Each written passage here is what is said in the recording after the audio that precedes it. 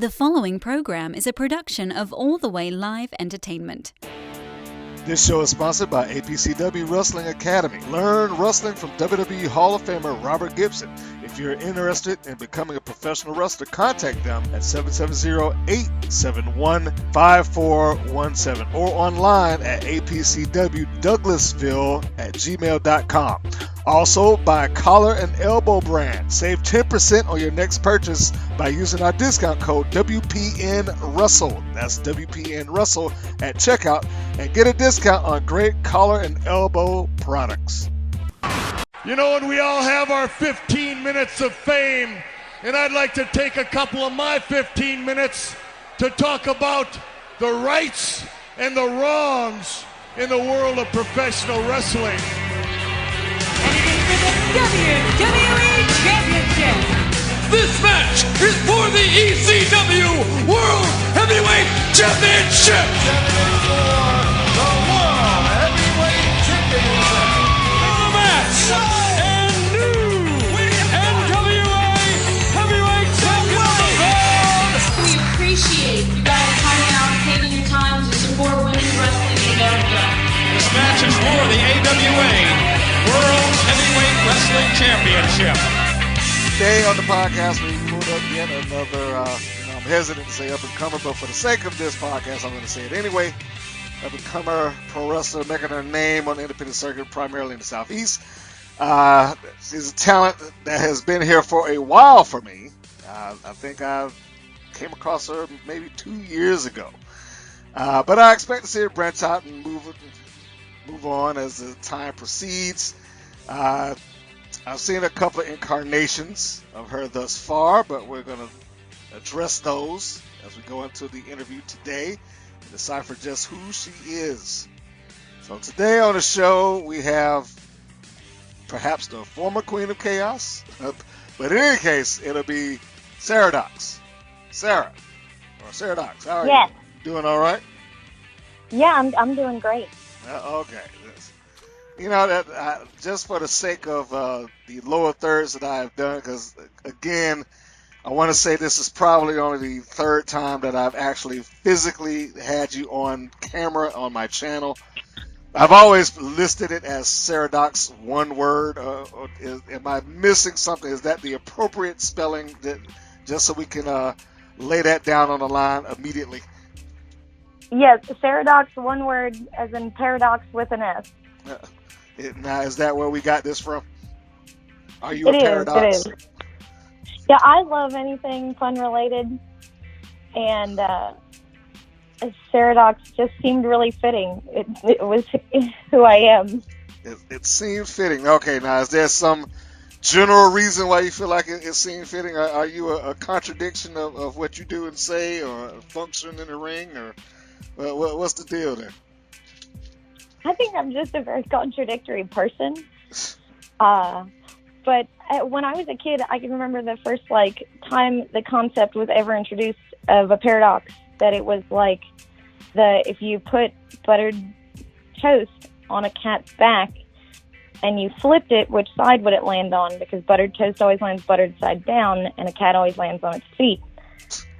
And that just really baffled me for many years. So I hope that I keep people that confused.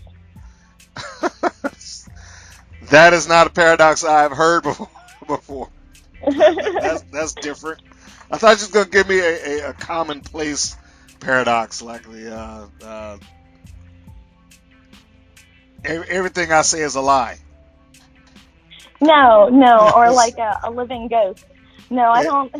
Nothing that simple. Oh, well, I don't know. Is it simple? I mean, that's kind of it's more than a paradox. That's like a circular conundrum. Yeah. You know, you'll never figure that out. You know, if it's alive, how could it be a ghost? But it's a ghost, you know, so on and so forth. It just kind of keeps transitioning around. Or everything I say is a lie, but if everything you say is a lie, then this must be the truth, but blah, blah, blah. Yeah.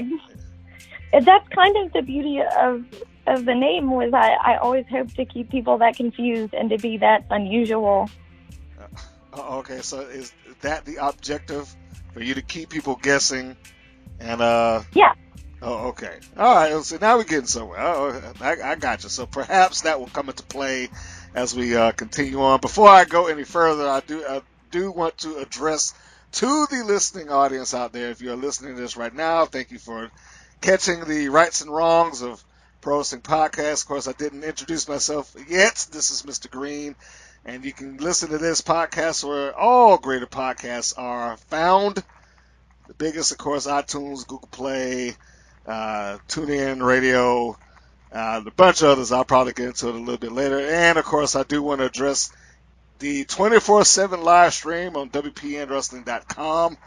That will be branching off. And if you want to see Sarah Dox, at least on our channel, that will be one location you can do it if you're not looking for it on our YouTube channel already. So you can just go through one of those. But the live stream is 24 hours a day, 7 days a week, nothing but women's wrestling and interviews and so on and so forth. So that is, for those of you that like that kind of thing, then that's the kind of thing that those of you like. All right. So now back to the questions. Sarah, where are you from originally? I was born in Baltimore, Maryland. Really? My mom was very young. Yeah, my mom was very young when she had me, so we moved all over Harford County and Baltimore County, Maryland. And then when I was 15, I moved to East Tennessee. Okay. And I'm assuming that is where you have been since then. Yeah. No Various desire. parts of East Tennessee, but yeah. No desire to go back up north? I've thought about it before. It's always hard to go back home because things have changed. My whole family lives there, so I visit. I'm in Maryland probably 3 to 4 times a year. Mm-hmm. But never permanently, no. Okay, now, so the desire to be up there just isn't there any longer. I mean, I guess in a long-term sense.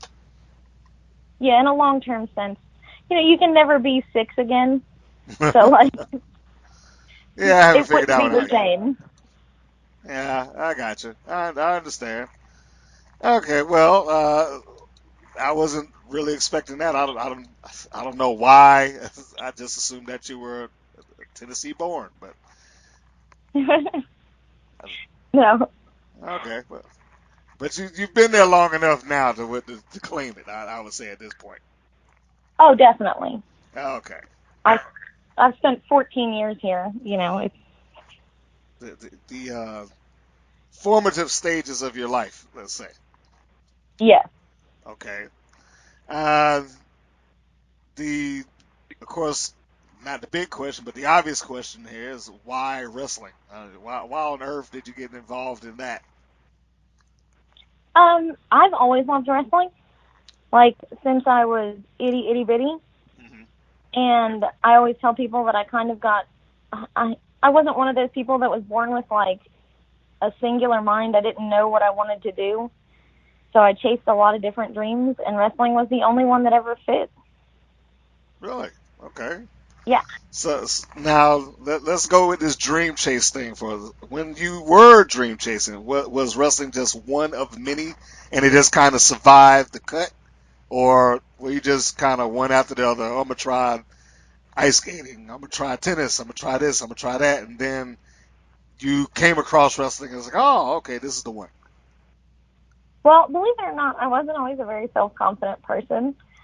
So for me, the idea that I could stand in front of a room full of people and like be any kind of performer was just not an option until one day I just woke up and I decided that it wasn't going to wait around forever for me to be brave enough, and I just had to be brave and do it.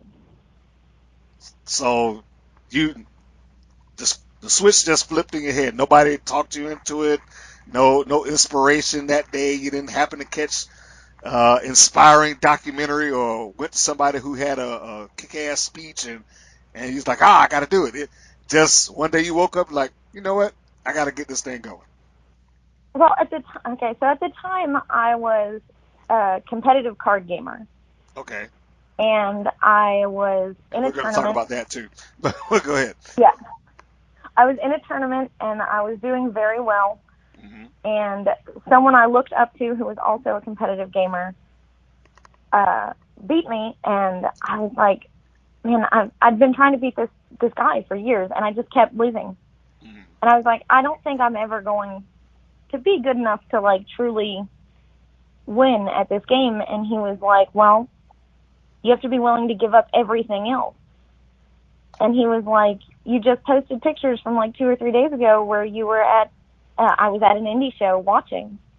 And he was like, you could have been gaming then. You could have been practicing and getting better. And I was like, I don't want to have to give up things that I love, like wrestling. And he was like, then this isn't for you. He was like, you got to find something that is, though.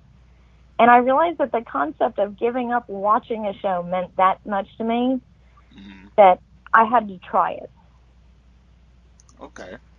So that conversation, we'll say, gave you the catalyst for, well, I don't want to give it up. And rather than to do that, I should be a part of it. Yeah. Okay. So this was a big turning point for you. It was a very big turning point for me. Is he even aware of that his conversation struck this?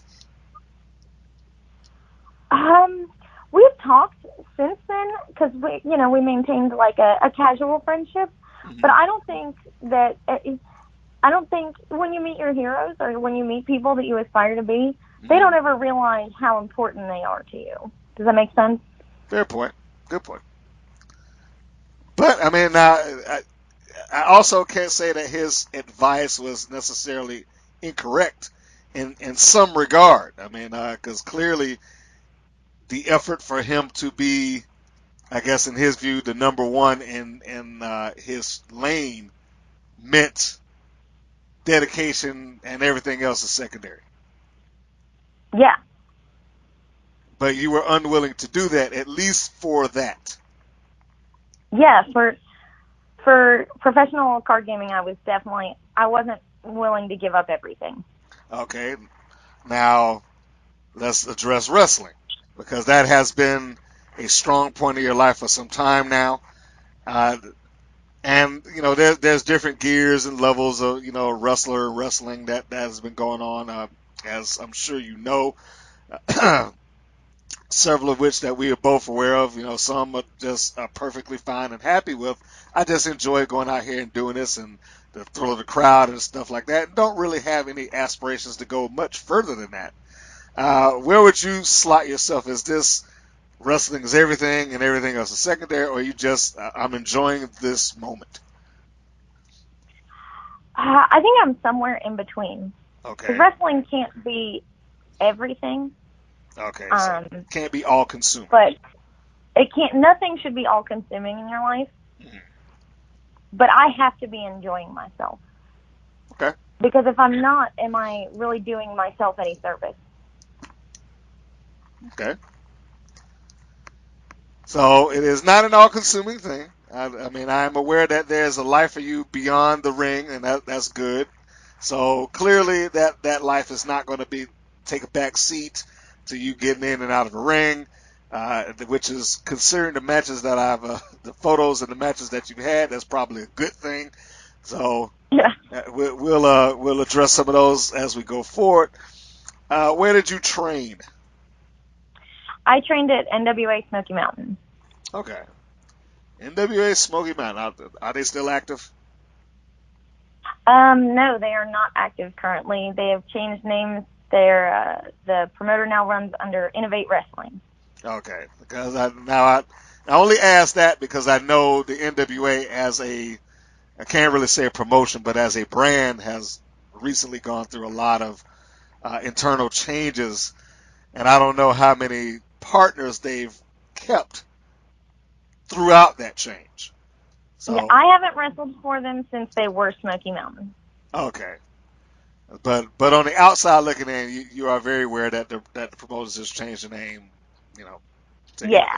Okay. Yeah. All right, I got you. And clearly you were a fan of the business, otherwise you wouldn't have had that switch go off and I gotta go do this. And you've overcome the hurdle of not being able to function in front of a crowd, clearly. Yeah. It was hard. I won't act like it wasn't. It was tough for me at first. Did you know what you wanted to do? Let me rephrase that. Did you know as a wrestler what you wanted, or did it take you a No. little while to find it? Okay, so It took me a long time to find it. all right. Well, all right. Well, here we go. Let's take a walk down the path. What? Paint the picture for me. Okay, you're in training. You're preparing for match one, and you're having to come up with who you are in the ring. So take it from there. Walk me through the transition of how you got to Sarah Dox. Okay, so I started training in 2013, and I trained for 11 months, like 3 days a week. Wrestling did not come easy to me. It was hard work. And I had a trainer who was very serious and very competitive and pushed me really hard. Okay. And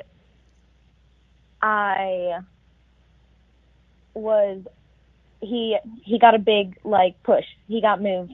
He was doing all kinds of stuff, and he couldn't continue to do what we were doing.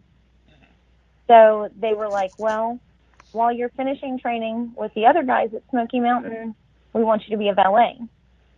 Okay. And I was like, okay, I can be a valet. And they were like, but here's the thing. We think this crowd is going to hate you. So be just the shittiest version of you can be. And I was like, oh, well, that's not hard. I can be shitty. Like, Okay. so I got with a faction called Chaos. Okay. And very quickly turned East Tennessee against me.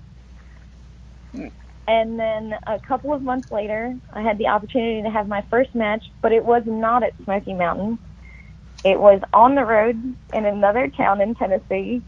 And they were like, you have to be cute and bubblegum and everything good in the world. And I was like, oh, I don't know how to do that. I had never thought of myself as the good guy. Really? So I was not prepared to be the good guy. I wore gear that didn't fit. I was super anxious about being the good guy. I didn't even pick my own music for my first match. I slipped out of the curtain because there was a hardcore match before mine, and they had mopped up blood, but they didn't dry it. Oh. So I slid and almost did a split, and then I got super anxious and almost had a panic attack in the ring. It was not good. It was rough. I'm going to assume for your sake that match is just lost in time and not available for anybody to be looking at. Oh, we can only hope.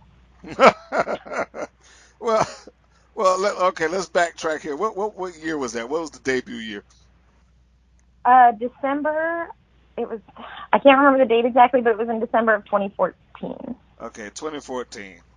I guess in theory it could be because the people would still have the phones. If you'd have gone back a little further, I might have doubted it. But yeah, you came out in the era of cell phones having everybody having a camera on their hip. But I'm gonna assume that doesn't exist. So you were placed by the promoter into, we'll say, the bubblegum role. Yeah. Which clearly did not work out. No. So, well, first off, why did he even decide to do that? Did he talk to you about it, or just like, hey, you look cute, be our good girl, or whatever? I'm not sure, honestly. Maybe they were just looking for a good girl, like someone who could be, because for the first, for an extended period of the beginning of my career, I traveled with the same group of people everywhere, and there were only one or two shows ever, probably in the first 3 years of my career, that I was a face. Only one or two. Okay. But Everything else was Sarah is scary, Sarah is mean, let her be scary and mean. All right. But in this particular instance, he saw you differently. Yeah. Or at least wanted different. I don't know. Let's not say saw. He probably had a idea in mind, and anybody will do. Here, you can come in and do it. Yeah, that's probably more of what it was. Is my opponent was much more established than me, and they needed someone to be just the antithesis of her. Okay, so you were basically just to walk into the ring, and I don't want to say take the beating, but be on the opposite end of her. Yeah. They needed an opponent to be generated, and you were the one.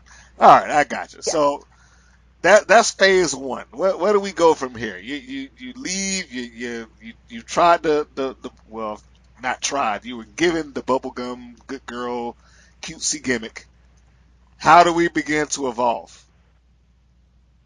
The next time I went to a show and they were like, "Hey, we want you to be a good guy," I was like, "All right, but I can't do bubblegum good guy." And they were like, "That's fine." I portrayed much more of myself. Mm-hmm. I was kind of just punk rock and rowdy and real excitable and goofy, and people liked it. And then a lot of shows I traveled to after that, there were, established names around that I wasn't. And it was hard for me to stand out unless I was being cruel or just a very loud, shitty person. So it was easier for me to be loud and shitty than to go unnoticed. Okay. Well, fair enough.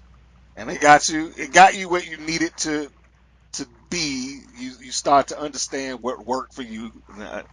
So now, were you always working under the name Sarah Dox? Has that always been the name, or did you transition from one name to the next, and then come across this? No, Sarah Dox has always been the name. It started with me. Lots of people have picked on it, and it's always going to be my name. Okay. So that has always been the name. The incarnation of what Sarah Dox was has been different, but the name has always been the same. Yes. Okay. Got it. I think, like everything else in life, who we are changes, So to me, my name will always be my name, but what Sarah is doing at the time or how she's acting is all based on how I've changed or grown, Yeah. Okay. And fortunately, I think you're probably a lot less likely to have somebody produce the same name, knock on wood. So. Yeah, I've never run into another Sarah Dox. Well, I didn't think I would run into another Roxy until recently. So.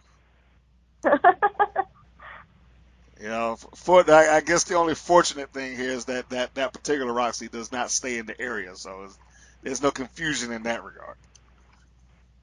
Yeah, I think that happens with a lot of,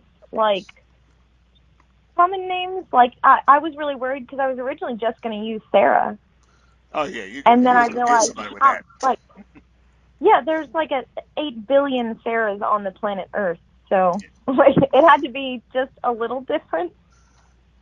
Well, I guess I and the other fans that's out there appreciate that you decided to pick something that would let you stand out a bit without having to worry about, I guess, being one of the 8 billion Sarahs that's out there. Yeah. Okay. So we get to I'm not going to say final incarnation of Sarah Dox because you probably are still evolving as we speak. But we get to the most recent incarnation of Sarah Dox. You figure out who you are and what you want to be and how you want to present yourself in the ring. You also, despite the fact slipping going because of the blood, which is a little disgusting, but despite that going into the ring, you have uh, grown into being able to take the bumps, dealing with the crowd, the pain, blues, and agony, if you will, that come with wrestling. Did you get everything that you expected from it? Because it's a different thing to perform it, see it on TV, go to a show, and they're like, man, there's two people out there, or whatever the case may be. Did you walk into this like, okay, this is everything I expected, or did you have any sort of shock, any sort of revelation, like, oh, okay, this is how it's on this side of the fence? Oh, I think wrestling was a big shock to me at first, but my expectations are a little weird. I didn't expect when I came into wrestling that it would be so very territorial and aggressive. I didn't honestly, and I know that sounds weird coming into a contact sport, but I assumed that everyone had the same goals at the end of the day. Okay. And that was to be the best them they could be. Mm-hmm. And I think in the beginning, it was hard for me to understand other people's motives and understand what people wanted and what I was supposed to do, and everything. For the first 2 years I was always questioning everything, because that's just who I am. I question everything. But now, I always said the reason I got into wrestling was because I never wanted my kids to think that they couldn't, like, in part why I got into wrestling was I never wanted my kids to think that they couldn't do something they wanted to do. And my biggest expectation was that I made them proud. And even though they very seldom are on my side, because my children are traitors. What? They're not traitors. Oh, they're traitors. You're their Even though mom. they're very They're supposed to seldom. boo you. The littlest one doesn't. She's my biggest fan. Okay. My son could not think anything outside of I am like the least cool wrestler in the room at all times. And my middle daughter is always telling me how she could have done it better. Really? Oh yeah. She's probably right. She's a really great athlete, but she's a critic, or is it? Yeah, always hypercritical. Okay. But they all love coming to shows, and they all want to see all of it. And there was a point in time where I took a couple of months off of wrestling, Mm-hmm. and they were the people who were like, "But you love it. Why would you stop doing it?" Well, that's cool. So my expectations have been met. Okay. See, now I will say, I know for those people that's listening out there, unless you're a parent, you're probably not going to really fully get that. But I mean, I understand. Okay, that's parental motivation. Yeah. In some regard or another, you have become the example. Yeah. If I can get out and get into the ring and do this, certainly you can go out the way you want. Yep, that was all I ever hoped, and I'm happy to say that it seems to have pushed them into trying more things. So. Well, that's awesome, man. That's great. I want to rewind a little bit of what you said there, because I think that there may be some people listening that don't necessarily understand your statement fully, at least, about wrestling being aggressive and territorial. Can you elaborate on that? I mean, now you ain't got to throw nobody under the bus, but can you elaborate on that? Well, I've said this statement to people I've seen training since I started training, to promoters, because this statement has always really stuck with me.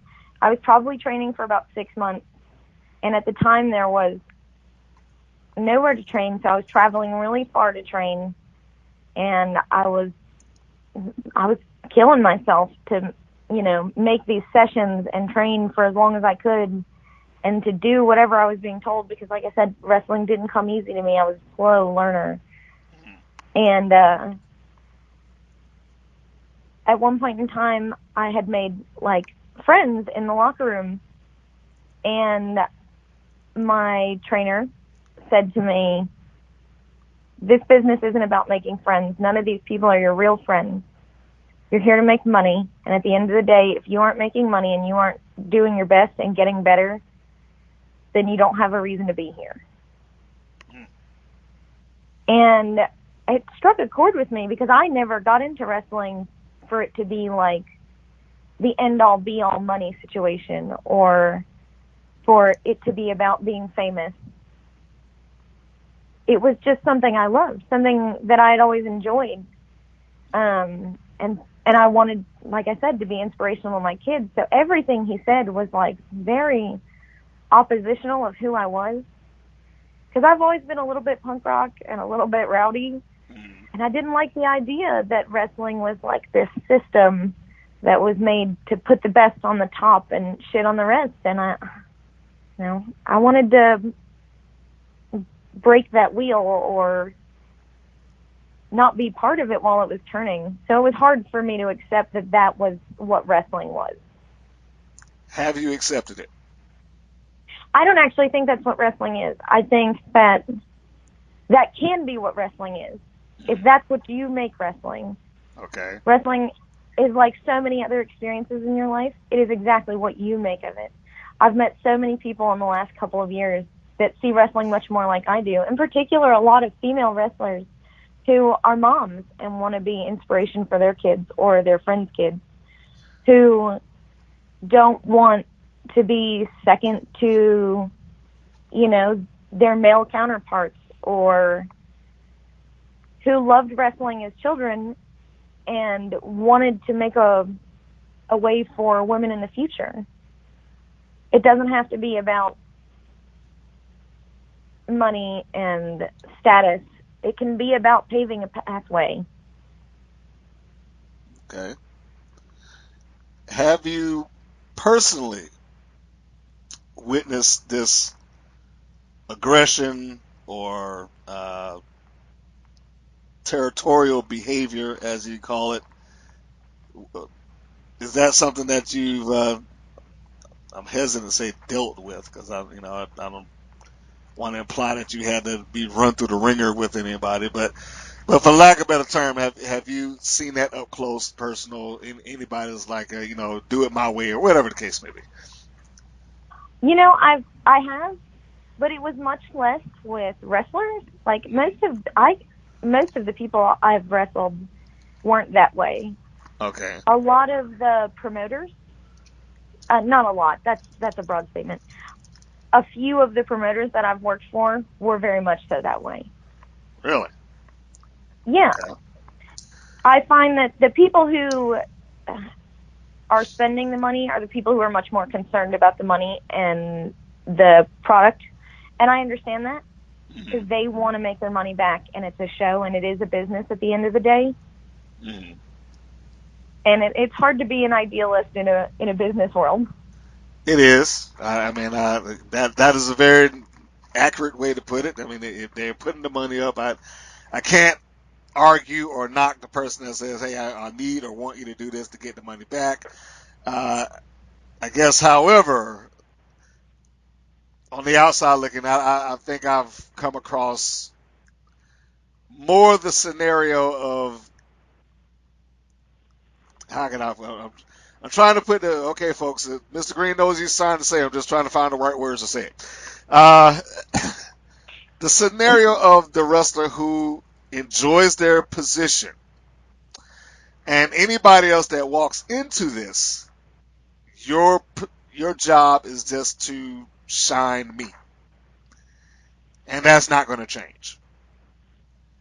I've seen that. I've seen it a lot. And I don't want to stereotype all male wrestlers, but I see it a lot more in male wrestlers. A lot. I actually had a discussion recently with a group of women in a locker room, and there were only two of us booked, there were three of us booked on a show, but there were 6 or 7 women in the locker room. And we were talking, and we actually, I said to someone that kind of, aggression, that, you you have to be the top rung on the ladder mentality, it keeps other female wrestlers down. And in general, men in locker rooms outnumber women 10-1. Yes, in general. It's harder for us. So I can't stand the idea of putting another woman down if it means that I feel like I'm dragging myself down with her. Okay. Does that make sense? Yeah. Now, but I would assume that let's say that you walk into that locker room. At that point, I don't want to say you don't have a choice, because you always have a choice. You can always like, look, I'm not going to do that, or whatever the case may be. Again, I'm trying to. I don't want to step on any particular person, so I'm trying to choose my words carefully here. Yeah. Not being dragged down into it, or working in the muck, so to speak. I've seen sometimes that you almost have no alternative but to get dirty and work in the muck. Now, have you been able to avoid that for the most part? Is that what you're saying? Is like when these scenarios pop up in front of your face, you have found a way to get around it? Yeah, I'm a pretty optimistic person. You sound it.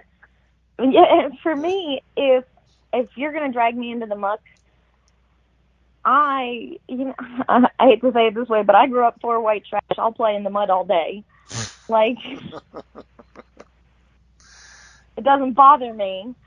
But just know, at the end of it, I'm gonna be happy no matter what. Okay. That is a very optimistic outlook. Now, I will say that, arguably speaking, you've probably been in the ring with at least one person that I know. So several talents have had some level of issue with. I guess that's neither here nor there at this point. But that particular scenario that I was speaking of had been talked about somewhat ad nauseum in this particular instance.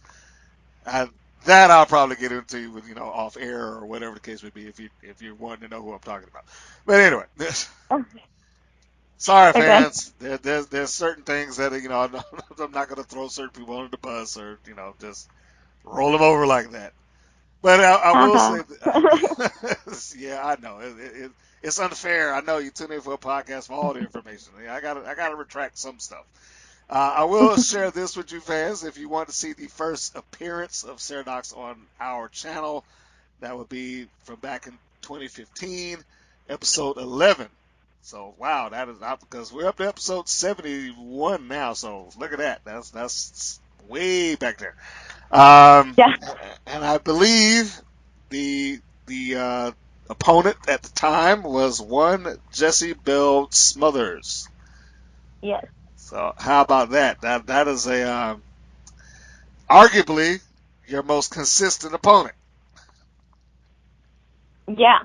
Jesse and I wrestled in a handful of states under a couple. I want to say we wrestled. We've wrestled a lot for dozens of promotions over the course of probably 2.5, 3 years. Were y'all selling the match, or were you selling yourselves individually and just say, hey, I know somebody that I can work? I owe a huge debt of gratitude to Jesse. Okay. And I tell everyone that when I stopped training, and because, like I said, my trainer got a big push and was traveling and was pretty much gone, they were like, hey, we'll make you a valet. Well, everyone else that was around Smoky Mountain at the time did a lot of traveling, so there weren't many people to train me. And it just so happened that she had been at 1 or 2 Smoky Mountain shows where she had seen me training, and she saw one of my last training sessions, and she contacted me and said, are you still training? And I said, I'm being a valet now. And I was like, they never gave me, like, the go-ahead. They said that they're going to give me my first match here in a month or two. And I haven't had one yet. And she was like, do you want your first match? So Jessie, for an extended period of time, took me under her wing. And if it was ever just her selling the package of, hey, I have another girl that I can work, she never let me down. Okay. Well, She was bravo, always great Jezebel. to me. Yeah, she was always great to me, and I owe her the world. So. Well, it's a cool deal. Again, bravo to you, Jezebel, for being good people. Although Jesse still owe me a shirt. I haven't forgot that. Anyway. I just had to throw that in there. I'm sorry. I have to take that jab. Okay, so Jesse, I'm going to assume, was probably the reason that you came down and worked Atlanta Wrestling Entertainment. Yeah. And I guess that would make sense on the second match that I saw you in. Now, this one, I want to say it to those that's out there. This match, the second one that I'm talking about, is unreleased, at least in a singular sense. It was a triple threat match for the now defunct Universal Independent UIW, Universal Independent Wrestling. For the women's championship, Jessie Bell, yourself, Sarah Dox, Pandora, three of you working together in that match to determine who would win the then vacated title. So now that you bring it up, that Jessie was kind of helping you out there, I guess that makes sense. Of like, oh, 'cause originally I thought it was just coincidence. Like, oh, they're working again, but no. No, we feuded for titles. We feuded for, I want to say, a year at RWA after Mickey Knuckles had to vacate the title in Pennsylvania. We feuded in Lenoir City. We feuded. We wrestled in Georgia together. I mean, we went all over the place. Okay. So I remember that match. Yet she, like I said, I didn't stand a chance, and I don't. I don't want to speak super poorly. I probably sound like an asshole. I'm probably sounding really shitty towards my trainer, but okay. I was left very high and dry. Okay. Well, you didn't say a name, so I mean, not directly burying anybody here, so you're fine, I think. Now, the only way that's going to come out is if he or she decides that they want to get up and go, well, no, I did, now if they do that, then you're exposing yourself, so, Yeah. So let's not have the hit dog or holler syndrome. Look, if you got up and left, just admit it. My bad. That's all you can really say at this point. Yeah. Like, you can't. It wasn't personal. I understand why he made the decisions that he did. We ended up not getting along and having personal heat for years after that. Okay.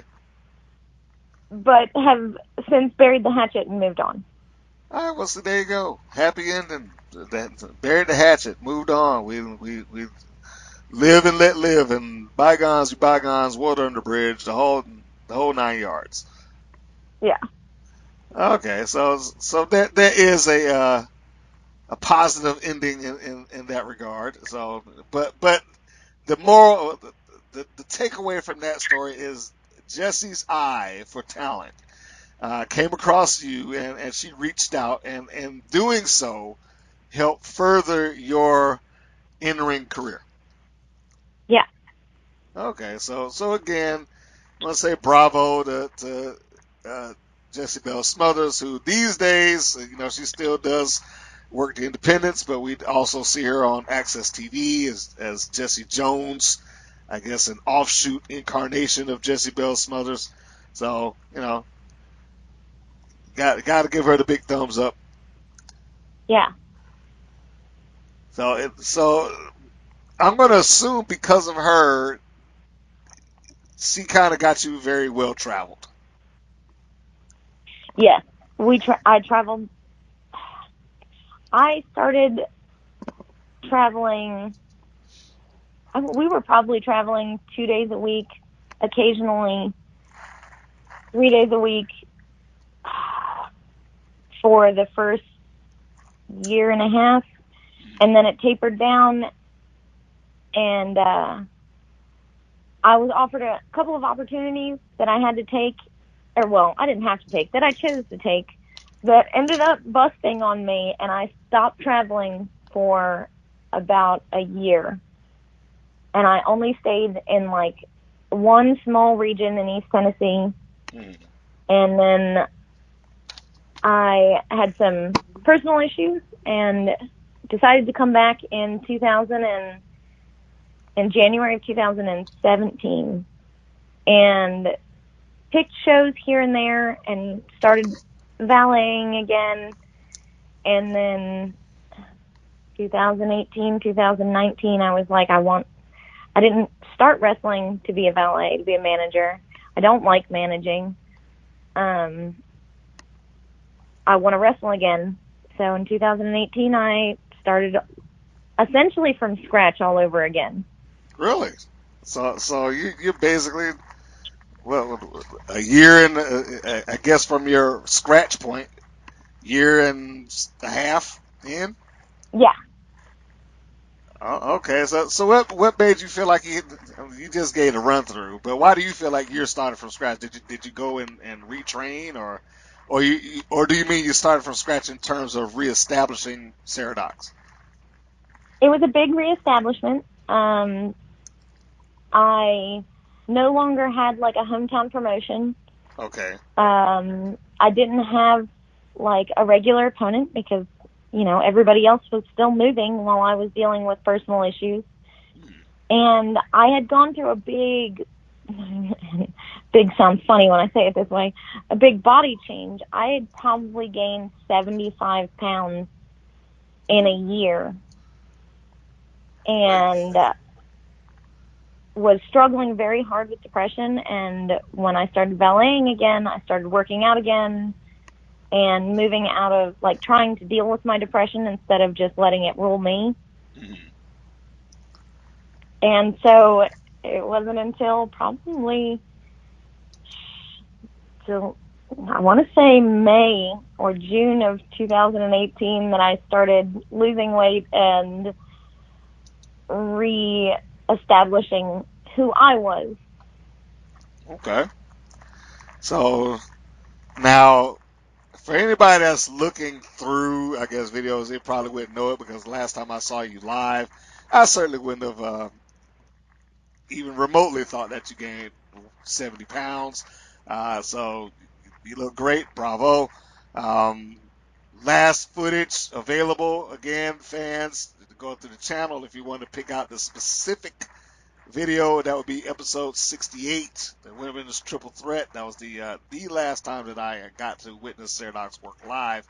And you can see the end result of her body transformation. You know, bringing herself back into fighting form, so to speak. But no, I guess there's no reason for me to have known it. But no, I would have never imagined that you had gone through the amount of things that you did. Now, I'm certainly not gonna pry and ask what personal issues were, but I will ask you this. In the separation, you know, I know you didn't use those words, but the separation from traveling with Jezebel for the opportunity that you were looking to take, was there a specific reason that did not go through? Was it pie in the sky, somebody making promises that they couldn't keep, or, you know, something along those lines? I was, so I don't mind talking about my personal issues. My grandmother at the time was diagnosed with lung cancer for the third time and was very sick and in Baltimore, so I was having to travel a lot to see her. And this might sound funny, but my grandmother is the person who got me into wrestling. She was an avid fan, never missed a local show, never missed a TV show. She was one of those crazy old ladies screaming in the crowd, foul things at people, as my grandmother's from Baltimore and very rowdy. And I got told that if I traveled less and accepted certain bookings, that I was guaranteed certain things, and those things, I traveled less. I never got those opportunities. Okay. So after being let down from that part of wrestling, I felt very silly because I felt that I had been tricked. And then very shortly after that, my grandmother had beaten lung cancer, and then within a matter of months had a heart attack and passed. Oh. So I felt very bitter towards wrestling for a little while. Oh, okay. And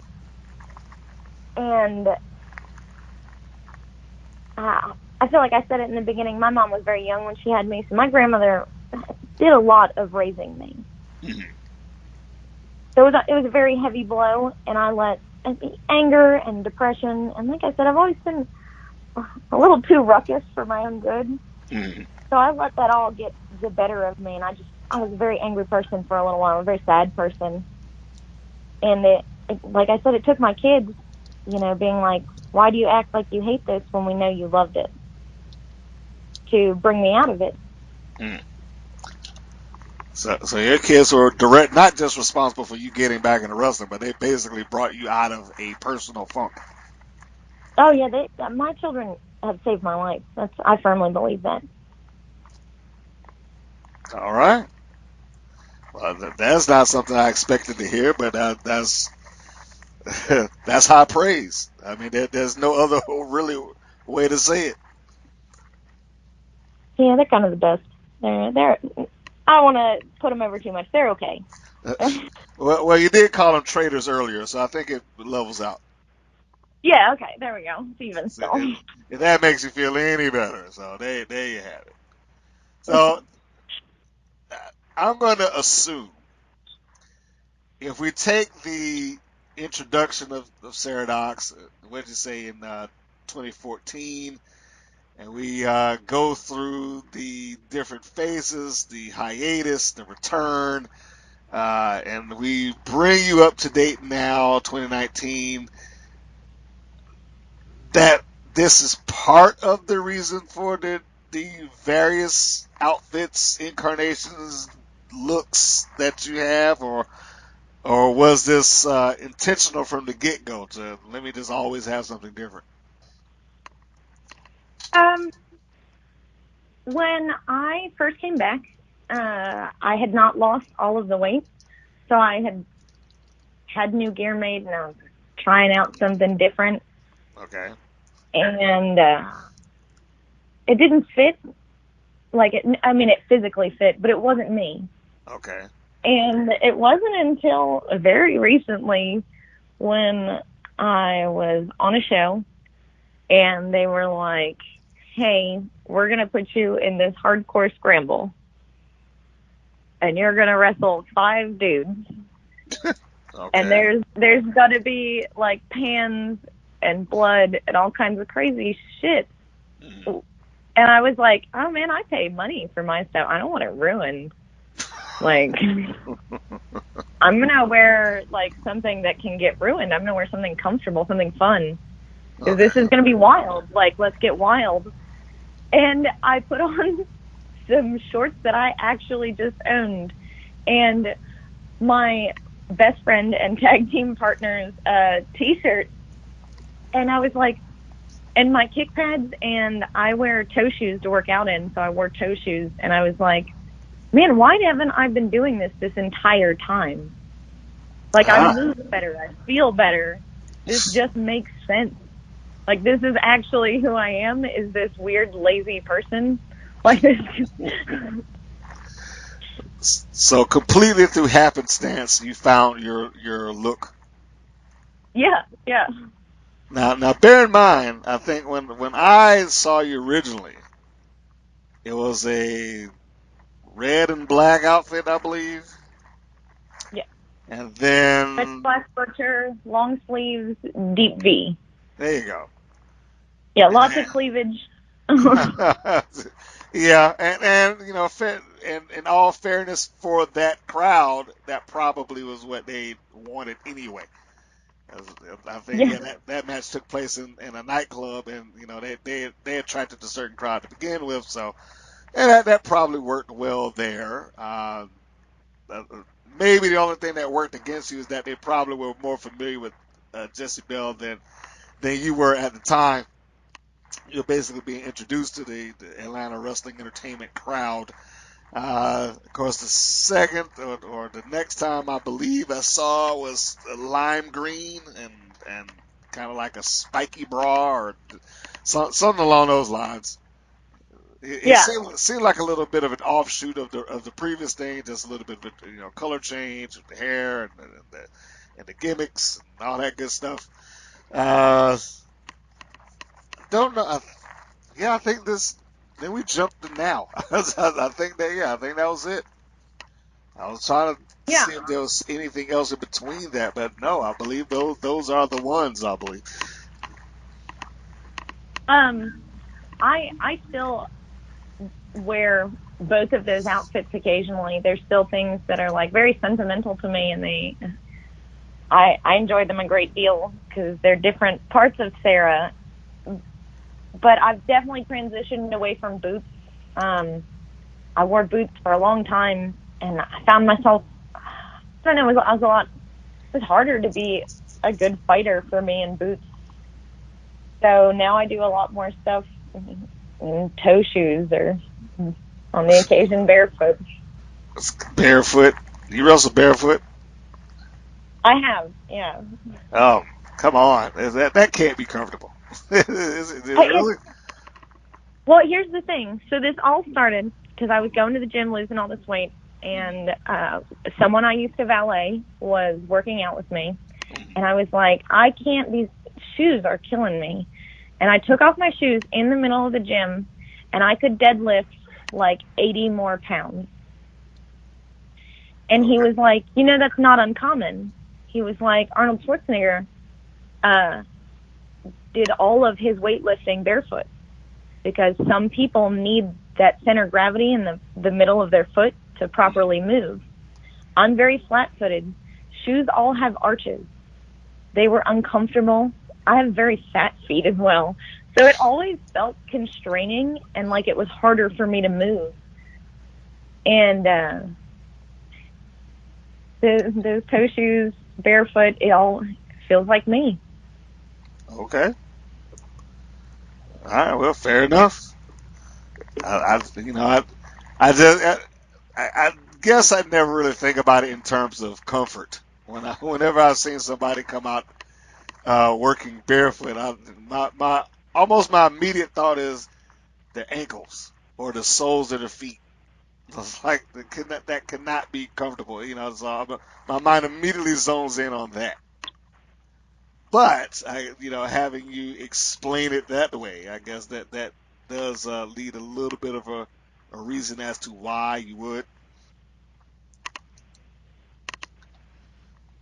So it is all good, man. Anyhow, Yeah. so on to the next thing. So we won't get anybody out there listening excited about your feet because we don't want to start dragging that up.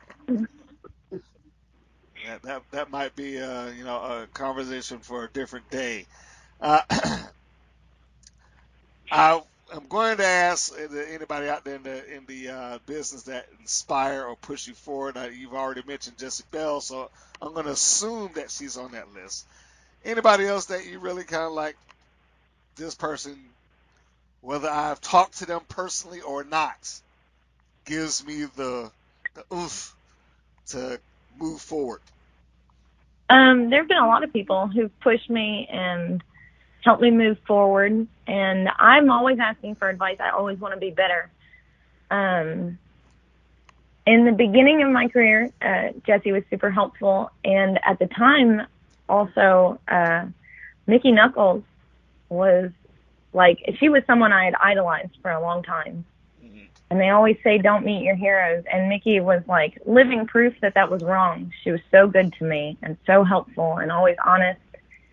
And so was Shane Andrews and Nick Taylor. They were always pushing me to be more, to be better. They were never like, oh, that was good, cool, yeah, we'll move on to the next show. They were like, no, here's what you did wrong. Let's get in the ring and we'll show you how to fix it. We want you to be you. They wanted me to be satisfied. So they were super great. And when I first came back to wrestling, I was really nervous because I'd gained all this weight. I hadn't wrestled in a long time. And Nicole Stratton was like, come meet me and we'll knock some of the ring rust off. And we were in the ring for 5 minutes and she went, I don't know why you're scared, because I've wrestled 20 women in the last year that weren't as good as you. And I was like, well, that's all I needed, I guess, was, someone to tell me I was still okay. And then a couple months after that, yeah, I just needed that praise. So a couple months after that, I go to the show. Once again, my best friend and tag partner gets me booked on, called Metal in the Mountains. And we are meeting other people to pick them up to take them to the show. And I meet Brad Cash and Nina Monet for the first time. And they were super fun and super inspirational. And, I hadn't been traveling much at that point. I'd just barely been coming back. I'd probably only had 2 or 3 matches back. And they were like, no, kill it. This is what you should do. This is a thing. Okay. So you have found inspiration, or maybe not inspiration, but motivation. That's better. Motivation from various persons that you've kind of crossed paths with. I'm assuming particularly in the route back because of maybe a little bit of lack of confidence. As you just said, you hadn't done it for a while. You probably felt a little bit unsure, following the weight gain and whatnot. But they basically gave you the reassurance that you are still you. Yeah. And you didn't lose nothing. If anything, I feel like since I've come back, I've actually become much more comfortable and an even better wrestler because I was so unsure in the beginning. Well, now knowing that, what's the goals that we have laid out in front of us here? I mean, I always say that I don't necessarily have goals, but I have wrestling. I have a wrestling bucket list. Like, there are people I want to wrestle. There are things I want to do. There are, pipe dream matches, and then there are people who live down the street that I want to work again, and I'm perpetually pushing to make it happen. Nicole Stratton and I had one match that was a tag match, and it was her and Lenny Stratton versus me and Jess Conley when I was still part of Chaos. And we got lined up for a feud, and it fell through. And we were begging for the opportunity in multiple places to get a singles match, and she got pregnant. Okay, now, just for the benefit of those that are listening right now, when you say Nicole Stratton, are we talking about Nicole Payne? Yes. Okay. Nicole Payne, Nicole Stratton. On Facebook, I believe it's Darian Nicole Stratton. Yeah. She's gone by a couple of names. Yeah.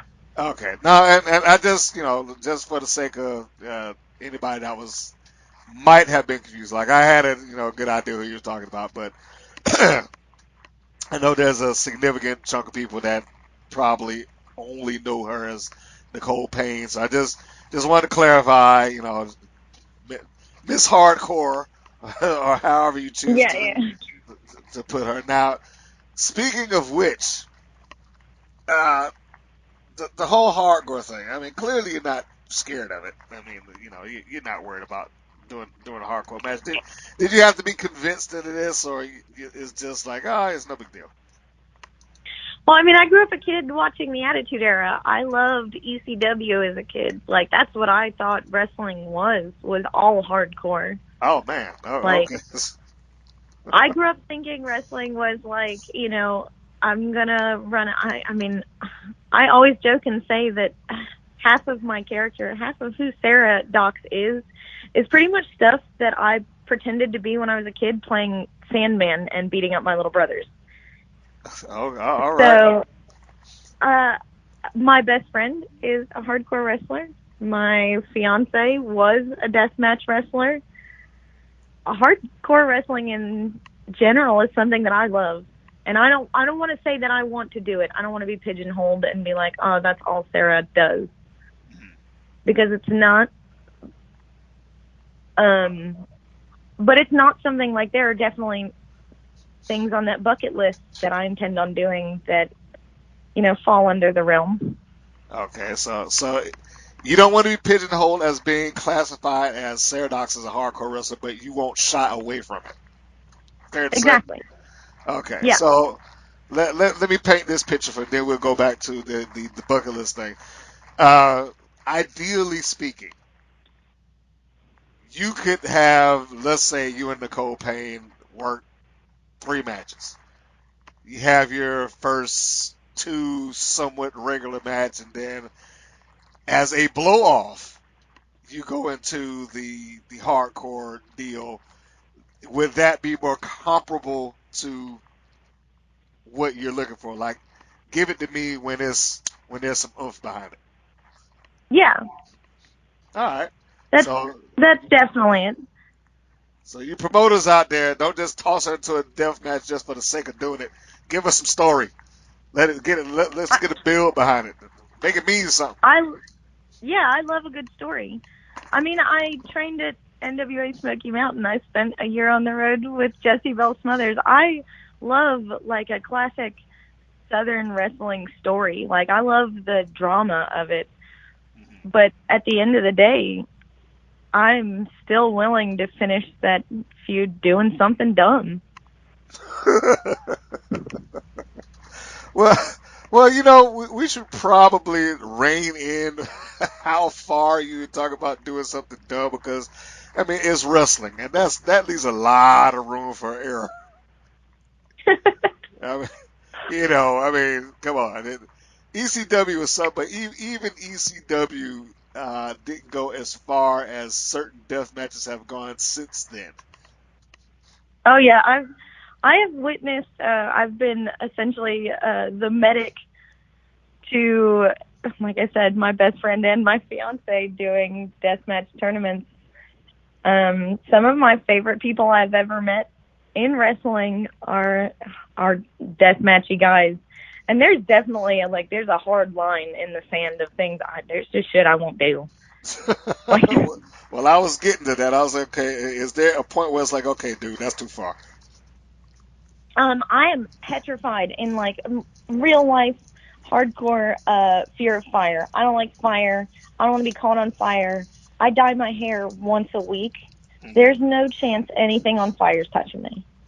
Okay, that's fair enough. Now, oddly enough, and probably because I've seen it in, I guess, fairly controlled environments, I've never felt fear for the wrestlers in terms of fire.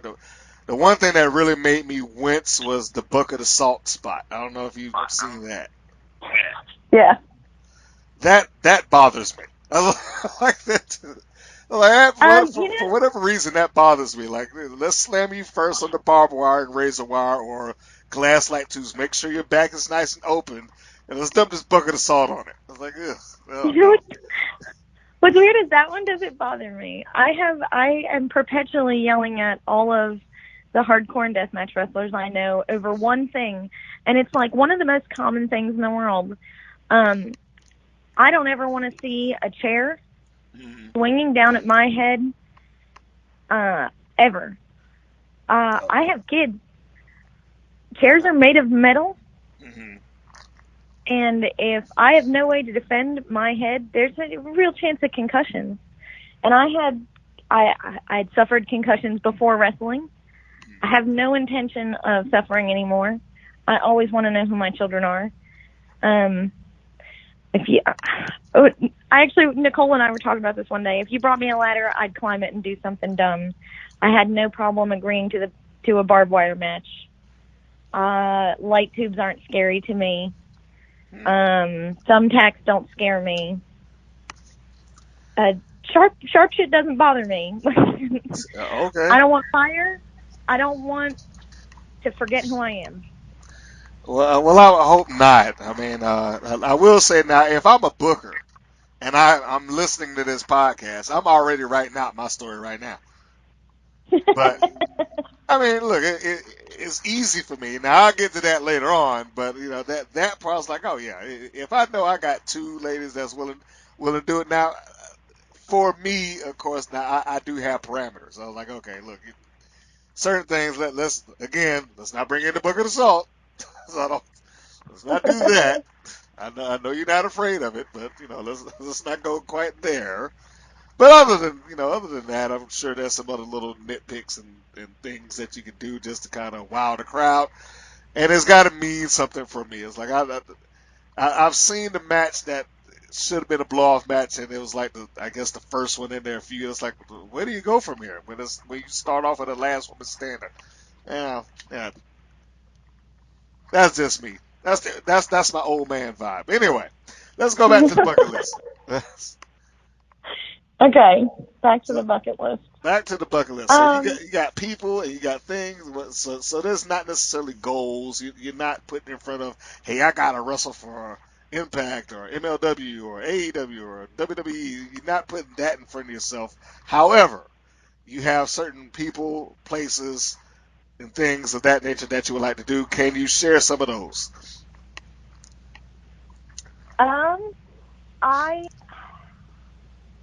I mean, there are always dream matches. A lot of the people I started, like the business thinking, oh, this is the pinnacle, like this is who I want to wrestle.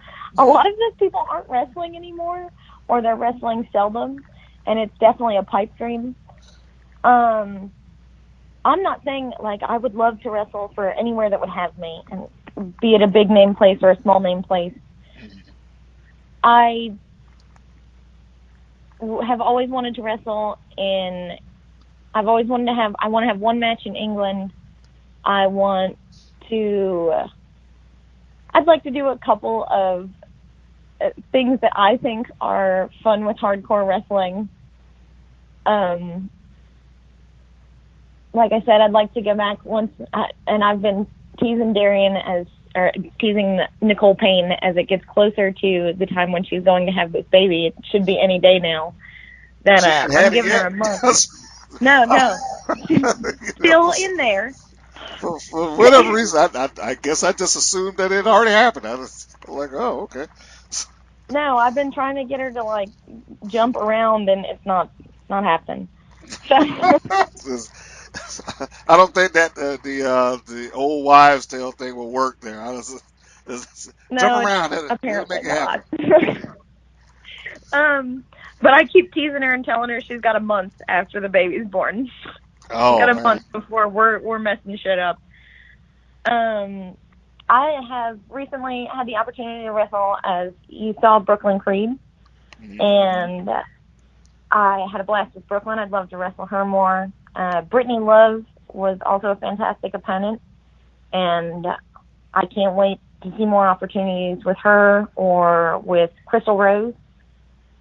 Okay. Y'all should be tagging, not fighting each other. I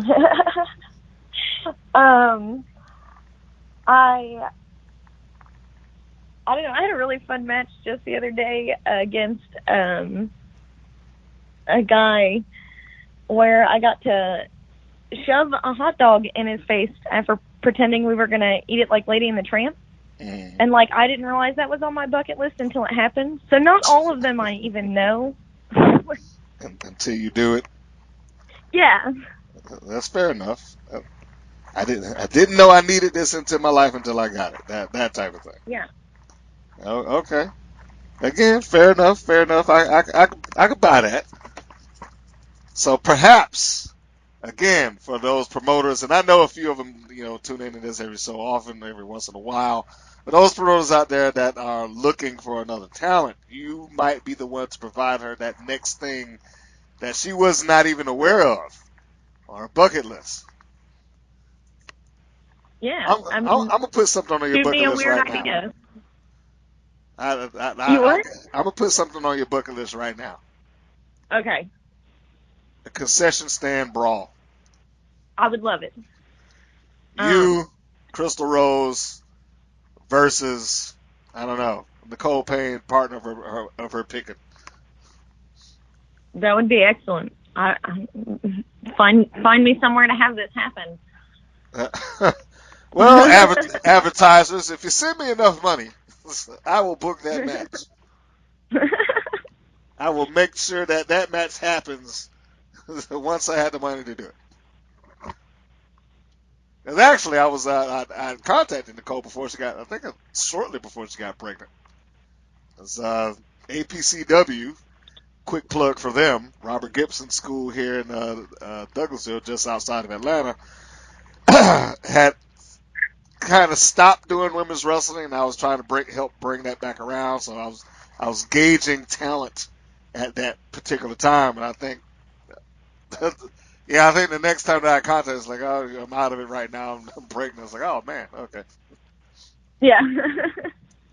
So yes, but there you go. That is on the. I'm going to just officially place that on Sarah Dox's bucket list. Concession stand brawl, so I can go and beat each other with all sorts of kitchen instruments and food. Yeah, lots of food. Which is my little homage to some Memphis wrestling there, Jerry Lawler and his boys.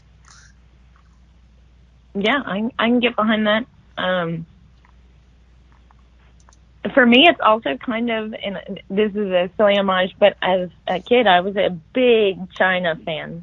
In my head, I was going to grow up and be like 6'2", oh man, super jacked, and like that infamous Good Housekeeping match. Like, I'd gladly pie someone in the face. Well, at least in that, I guess it would be fun for you to pie somebody in the face. But I guess there was a story leading into that, so that worked. I just envisioned y'all having you having a tag team match, and it just goes so far, and all control is lost, and the brawl just takes you right over there to concession. Yeah, that. Funny fact: the first time Nicole and I ever sat down and we were like in the ring and we're wrestling, we both stand up at one point in time and we're looking around and she's like, "Man, are you hungry?" And I was like, "I would kill for some Georgia Gold from KFC." We just left and went and ate like $40 in KFC. Like, we just pigged out. The So, two of y'all ate $40 worth of food? oh my, you have no idea.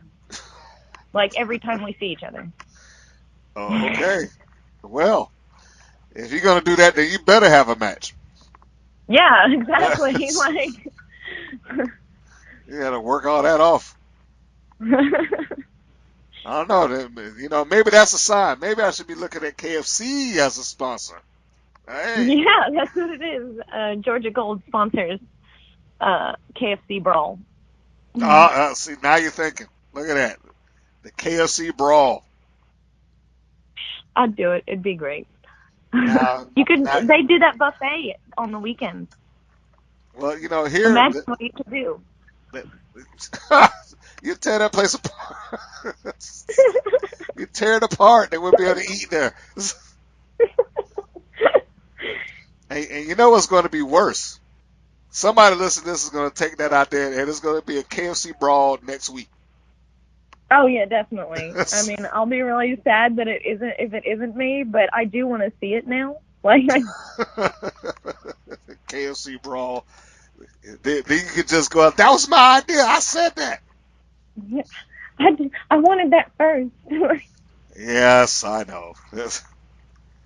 How many beer festivals have you attended? Random question there. I've actually only ever attended one beer festival. It was a really small one in downtown Johnson City. But I have attended beer crawls before that were part of big festivals. Now, beer crawl. Beer crawls are more my style than I would say a festival is. Like, I like the idea of a festival, but they're usually during the day and it's hot outside. And like, I don't want to be outside in the heat. I might have lived the last, 14 years in the South, but I'm still not accustomed to the climate entirely. So beer crawls when it's nighttime, I mean, I'm all about that. I've probably gone to 24 beer crawls in my life. Well, see, there you go. At World's End for those that want to see it take place on a movie. Anyway, I think that was the right name. At World's End. At the World's End. One of those. Yeah. Look it up. I know I'm close on the title, if not right on the money. Anyhow, I'm Your sure. phone will probably autocorrect. Just Google it. There you go. One of those. Simon Pegg. If you want to just look at his filmography, I know it's him. Okay, it's Simon Pegg. Yeah. So we got Sarah Dox in the beer crawl. The only reason I asked that question ahead of the random question section because I believe I saw a picture of you professing some sort of love for one of the beers. I was like, okay, she's probably been to a beer festival at least once if she's doing that. Yeah. So there we have it. Now I think, what was it, Pabst? You're professing your love for Pabst Blue Ribbon. PBR. Yeah, I'm a PBR junkie. There's nothing better to me than like a good cheap beer. Like it's the best thing. It's super refreshing. It's super relaxing. It goes with most food. Why a good cheap one? Not a good expensive beer. No, because I'm gonna drink more than one, and I don't want to. Like, why spend $80 when I could spend $20? Well, that's true. Now, that logic usually applies when you're talking about liquor. So I guess it works for beer too. I don't know. I guess that's all dependent on what your purpose is for buying the beer and or liquor. Getting more ratchet essentially than I already am. Well, if that's your goal, then no, you don't want to spend a ton of money on that. I'm sure you could buy bottom shelf and you'll be fine. Yeah, I mean, don't get me wrong, I've tried good beer. I've been to breweries, and I don't see. I don't know. Maybe I'm just a weirdo. I've paid $15 for a glass of beer before and been disappointed. PBR never lets me down. It's always the same. It's always good. No, look, like I said, I understand that logic has been applied, at least in my lifetime, for liquor, because and not to go off into my little world when I was drinking a little bit more heavily, but anyway, the point being is if your goal is to walk someplace and be drunk necessarily, then it doesn't matter which version of this you get. You can either pay the extra $50 for the effect, or you can do it for $20. You make the call. Yeah. So there you have it. And that's a lesson for you kids out there. Don't drink and drive. Let me put that disclaimer in since we're doing alcohol here. Don't want to do that. Uber. Never in my. I was gonna say there's Uber, there's Lyft. Call a friend. I'm a real big advocate for no drinking and driving. Yes. If you're going to drink, just walk around. Well, maybe not that, because Jeff Hardy got in trouble for it, so I don't know. Which is unfortunate, really, but I don't know. Yeah. I mean, lots of people have gotten in trouble for walking around having had too many to drink. Well, that's true.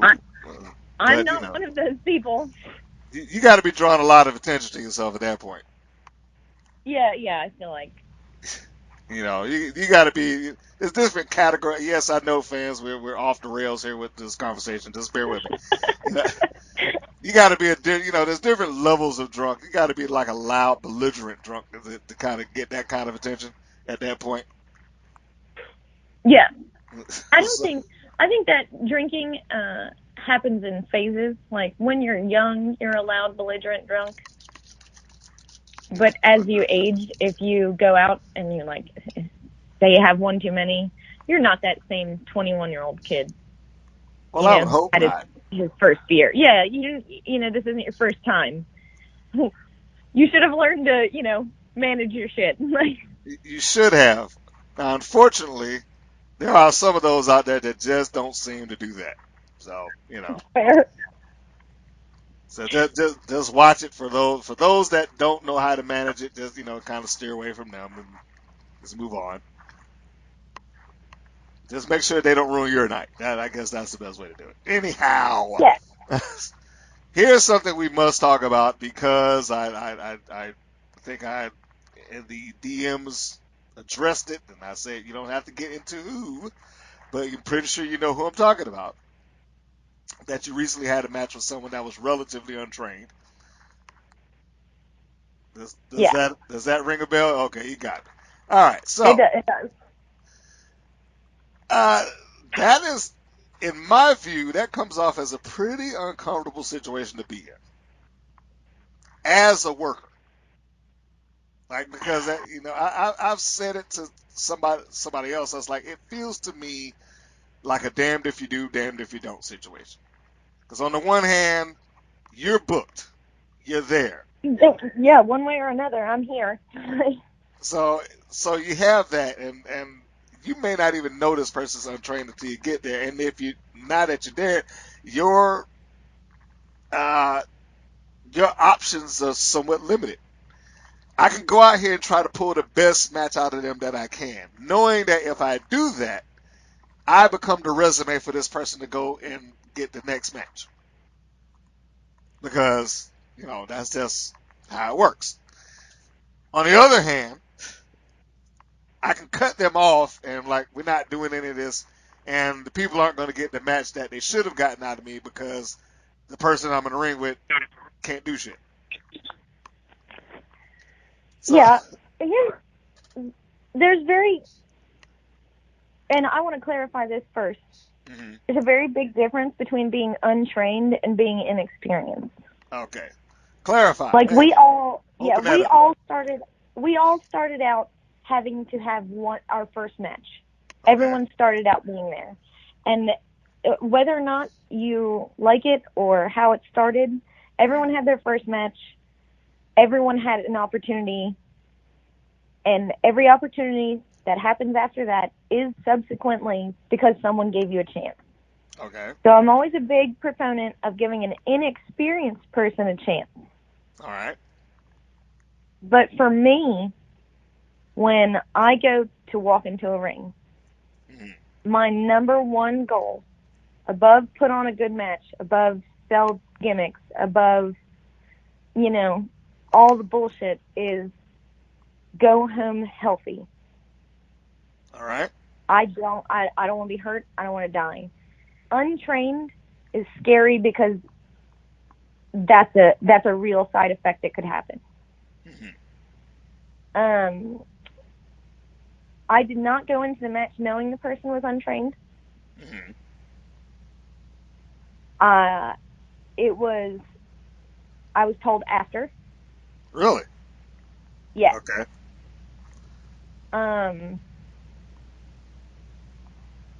So we're, trying to do stuff, and there are things that are misfiring that aren't happening. Yes. And it's real off-putting. You're expecting that, you ask someone how tall they can jump, they say 2 feet, and they jump 2 inches. It fucks with you for a second. You're like, did I not understand what feet were? Did I mess up here, or did you? Okay. So for me, once you see those kinds of those kinds of ticks, those kinds of scary things. Mm-hmm. It's about being safe. It's about figuring out, how do I get through this match uninjured? How do I make it to the next match? How do I make it home? I want to put on the best show that I can every show. I want to make the promoter happy. I want to make the fans happy, or I want to really piss them off. I want to have fun, no matter what. Mm-hmm. But moments like that really put things in perspective for you. I wasn't pleased afterwards, needless to say. I did hear that.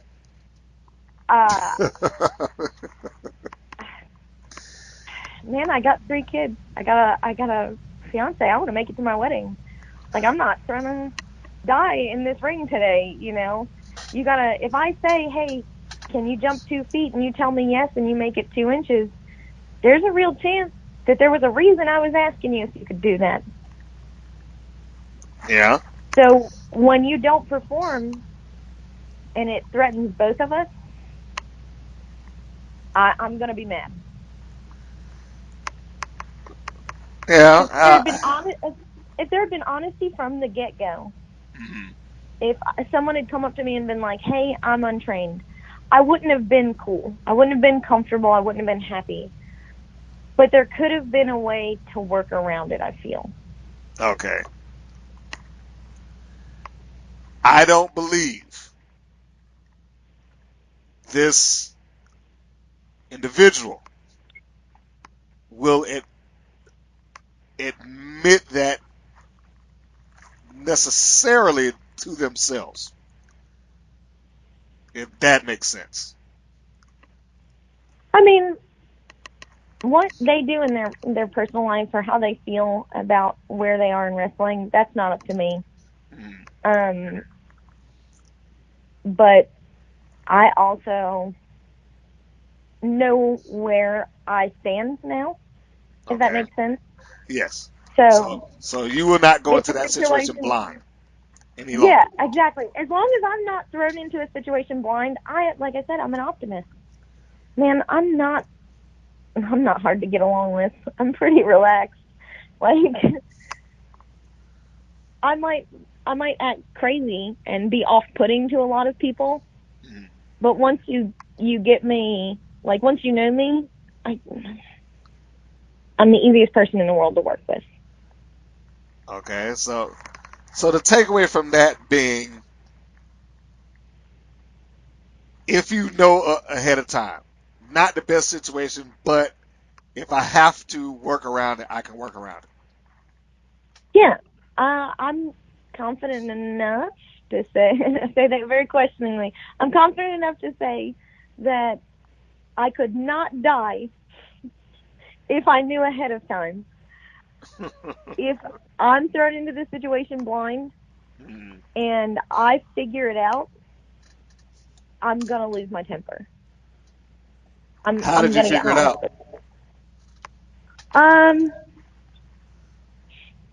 It's a pretty specific moment. Okay. Well, let's all right. Let's reel that back and let me try it this way. You were not told going into it. You found out afterwards. I figured it out during. Separate It was participant. Oh, confirmed okay. after. Okay. You were concerned about it after. Another participant tells you, or person in question admits to it. Person in question admits to it. You ask specific questions to obtain this information? In fact, yes. Ah, okay. That is really wild, man. Anyway. So, yeah, for that reason alone, I asked, because I do know that there have been other individuals that were vehemently upset about that, and Oh other yeah. scenarios, like just hot. So, Yes. so uh, There's actually been a comment that I'll tell you the exact comment, not on the podcast, but it was a pretty solid moment. Like, I actually couldn't, it took me from like insanely want to fight angry to like hysterical insane person laughter. Wow. Okay. Yeah, so it was a real weird situation. Oh, all right. That is interesting. So again, needless to say, I'm pretty sure that you probably would not be agreeing to do that any longer. No. Okay. Well, that's good. Have you seen the match? I'm not gonna Yes. pick out. You have? What Yeah.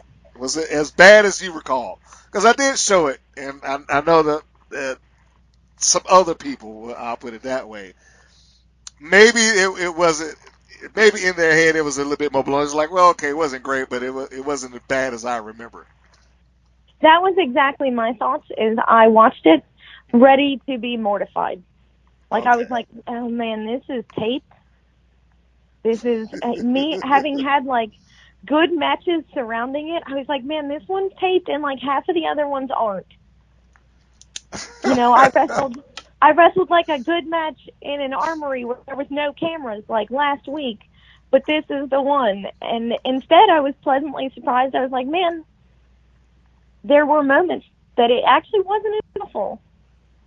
Well, you There know were what? definitely salvageable moments.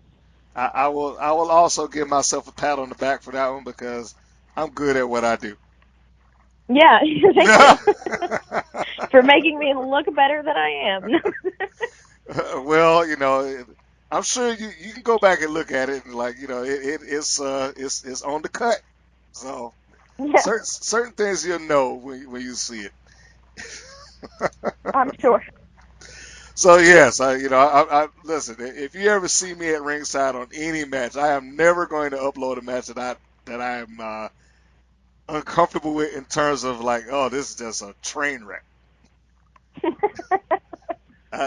I, I try to if there's anything that's that bad, I was like, I'm going to doctor it as much, and doctor's not the wrong. Like, you can't make a terrible match great, but I'm going to take out as much of the misstep as possible, tighten it up, and make it look as presentable as the people in the ring want it to be. Yeah, So there we have it. it's appreciated. You're welcome. So we've gone through a big chunk of your wrestling life, and we haven't got to the random question portion. I did give you one or two random questions in there, but it is officially time for random questions. In your case, Geek Edition. Yep, So, Sarah Dox, are you ready? I am.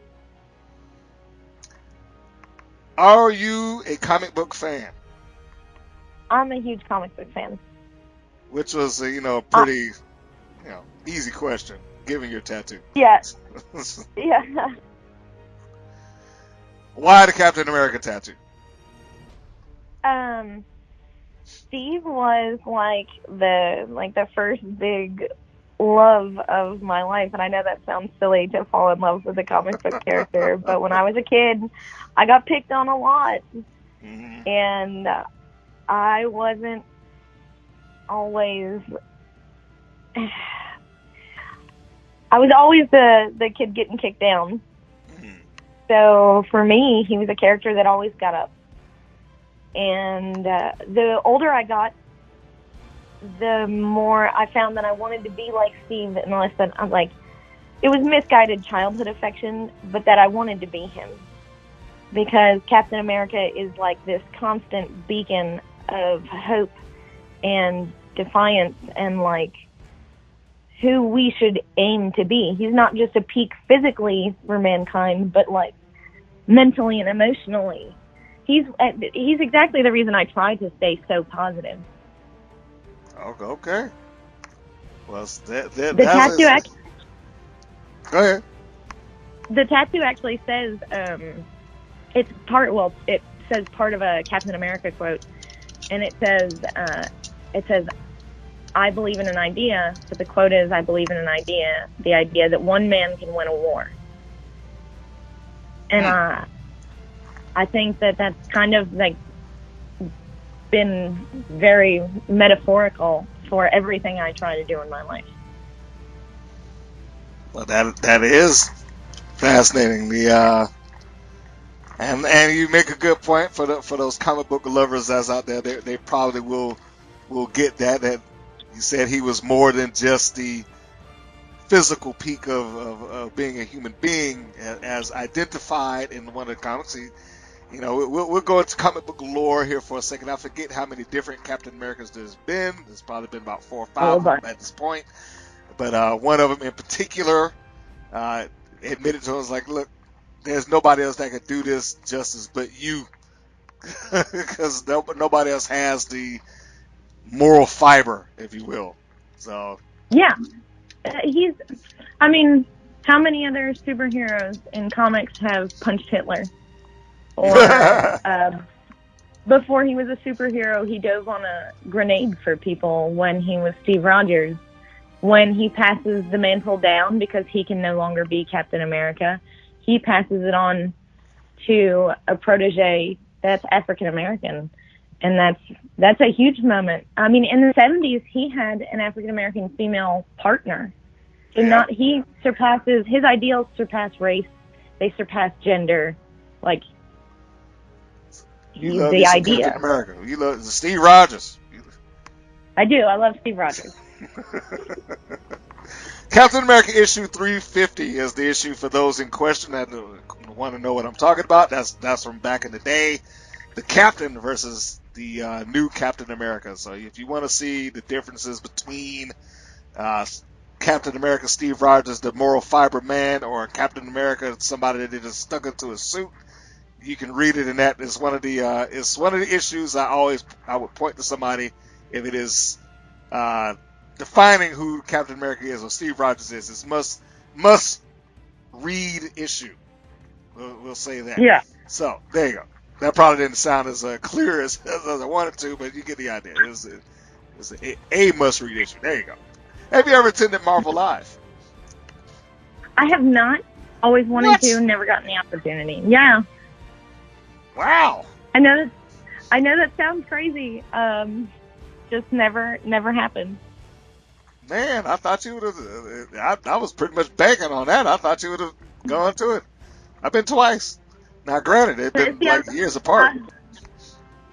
I've planned, and it's fallen through a couple times. Oh, I'm sorry. Yeah, last time I took my son to Alabama. We went to Birmingham to go check it out.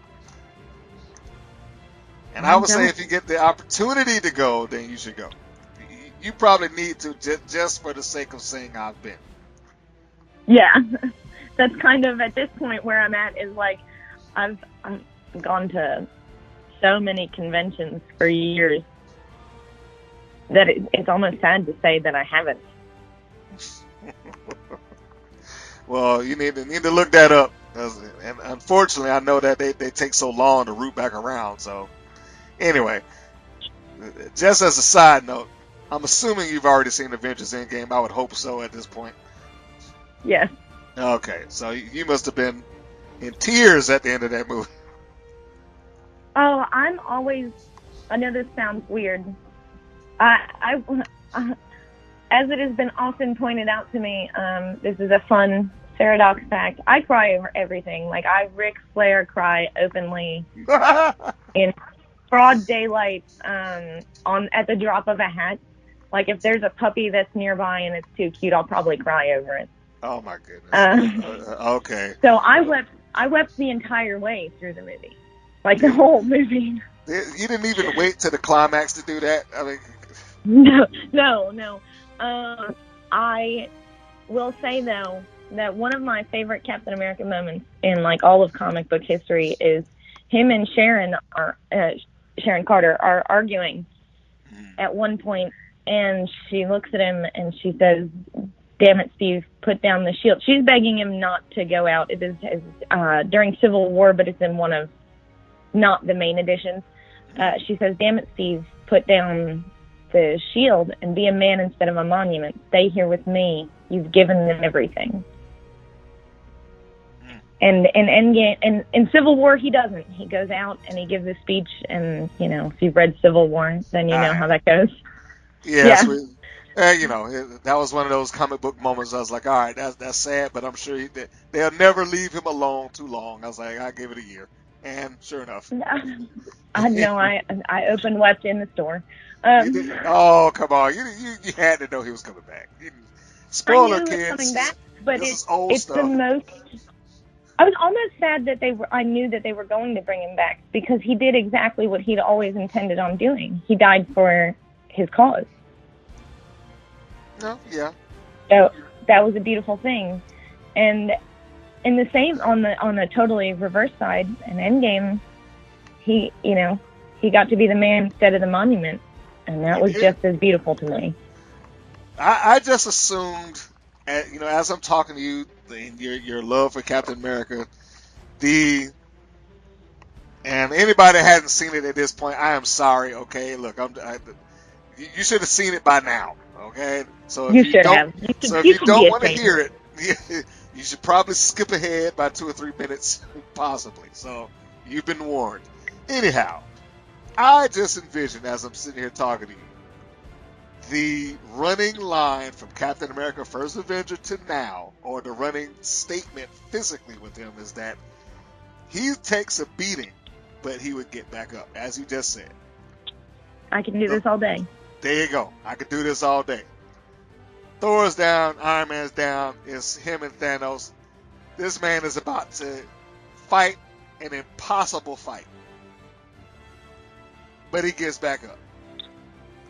Yeah. And they show, the visual on the screen, Thanos is giving his, big bad man speech. I got an entire army behind me, and this dude is struggling to get back up to his feet so he can stand and fight again. I envision you just losing it right at that moment. Oh man, it was super emotional. I'm like super ugly weeping, loudly, like sniffling. My kids are just glaring at me. Brad is just also like, he's laughing. Like they're all watching me ugly cry at Captain America. But for me, it's once again like one of his big motivational speeches to the Howling Commandos was, "If you're not ready to die here today for your cause, know that your enemy is." So Cap has always been ready to die for the cause, and he's always believed and had faith, and that's what makes him strong. And he just watched a god get knocked down, and he watched a man in a giant robot suit that outclasses him at many turns get knocked down. He's just a man, but Thanos is willing to die there today, so why wouldn't he be? Yeah, very good. Now, I'm sure for anybody that's out there right now, if you're looking to send fan gifts to Sarah Dox, you know what you must do now.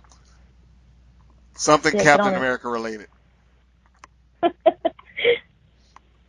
Which, by the way, I haven't gotten to the other questions because we're stuck on this Captain America thing, but which, by the way, I'm going to guess when they had the big turn that flipped the world upside down about Captain America, that you probably lost your mind and was angry with Marvel Comics for how could they do such a thing as blasphemy that they would do that. Do you know what I'm talking about? I do, in fact. Yes, because they did a little homage to that in the movie as well. Although it was cool in the movie. The homage was fantastic. Yeah, the homage was great. It was wonderful in the movie because it made it make sense. Yeah. Now, as far as the comic books are concerned, how did you feel there? There's a moment where I was like really irrationally angry and thought about burning stuff. Oh. And whoa. So, Captain America has a lot of personal sentiment to me. Mm-hmm. I am third generation immigrant on my mom's father's side. Mm-hmm. I grew up in a city.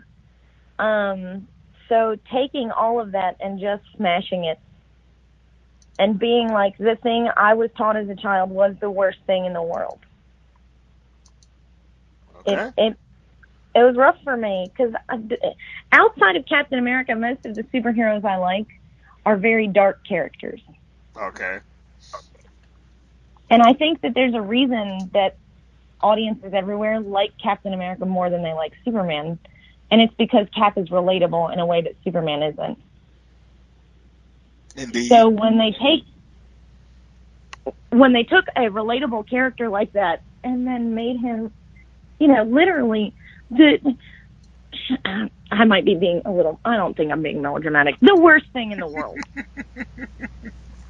Like the shittiest thing you can be. Like, it made me mad. I knew it would. I mean, just now hearing this love for Captain America, I was like, there's no way that you read that and you were happy. No, I don't. I read the first issue and I never read another one of that storyline, of that arc. I refuse. So, did you not think that, hey, okay, they just got to get this out of the system, the story's going somewhere? I mean, you look, because that was one of my first thoughts. I was like, okay, there's no way that they're going to let that stand. First off, people are going to flip out, which they did. And I was like, they are going to rope this around some kind of way to something made him do it, which they basically did anyway. So, none of that affected you in the least. You just like, nope, don't like it. Nope, didn't like it. Wasn't going to read it. It didn't matter what any writer said to me. If a writer had come up to me personally and been like, listen, this is part of a greater story arc where he's going to actually be the good guy in the long run and this thing's going to happen and society needed to see him as a bad guy because of this, I'd be like, get fucked. No. To quote Judge Judy here, don't piss on my leg and tell me it's raining. All right. Well, we now know the extents of how Captain America has affected you. I feel very passionately about pop culture things that aren't real to other people. They're very real to me. No, listen. I think most comic book fans would agree, which is why I never am surprised that a lot of comic book fans transition into wrestling or something like that. You have to, at least for the time that you're reading it and or buy a ticket and sit down in the seat, the best thing that you can do to enjoy that is just to kind of look, let me just watch it. I know that this person does not physically exist or whatever the case may be, but within the time that I'm either flipping the pages or watching the show, just let me enjoy that. Yeah. And I think there's I a believe, similarity there. Yeah, I believe in that. Like, you should empathize with the character you're watching and you should suspend disbelief in order to truly enjoy something. There you go. See? So we can go with that. So we'll leave Captain America. I won't torture you with any more of that stuff. You managed to get past it. So there we have it. We'll find you some good issues of Captain America to read a little bit later. You probably read them all anyway, except for that. So. Yeah, with the exception of that arc, yeah, I've read a lot of Captain America. Best televised superhero show on today. Okay, so I'm really torn, and Okay. I think about like I watch a lot of superhero TV. It's pretty much the only TV I watch actually. Right. I have characters that I fell in love with in comics, and I'm seeing them now on TV. And there are characters I like, there are scripts I like, and then there are seasons of shows that I like. I was in love with the Marvel Netflix shows in the first season of all of their shows. I actively despised the second season of Daredevil and Jessica Jones. Really? Okay. And I'm a big Jessica Jones, Luke Cage fan. Like, I have a Power Man and Iron Fist collection that would astonish most people. Mhm. I was real into Cloak and Dagger. I thought it was really good. I liked The Runaways. Okay. I thought it stayed pretty true to the comic. It was very entertaining. I was a big Black Lightning fan. And I liked some characters from The Gifted, but I think it's more so because when I talk about characters I love in Marvel, it pretty much goes Captain America and then Magneto's like my second favorite. So I really liked getting to see Polaris. I really liked, I loved the visualization of Blink. Like, that's always entertaining. She's super cool to watch. But I didn't think the show was as well crafted. Okay. I enjoyed. There are lots of them I liked. The only ones I really didn't enjoy was I was not a Green Arrow fan.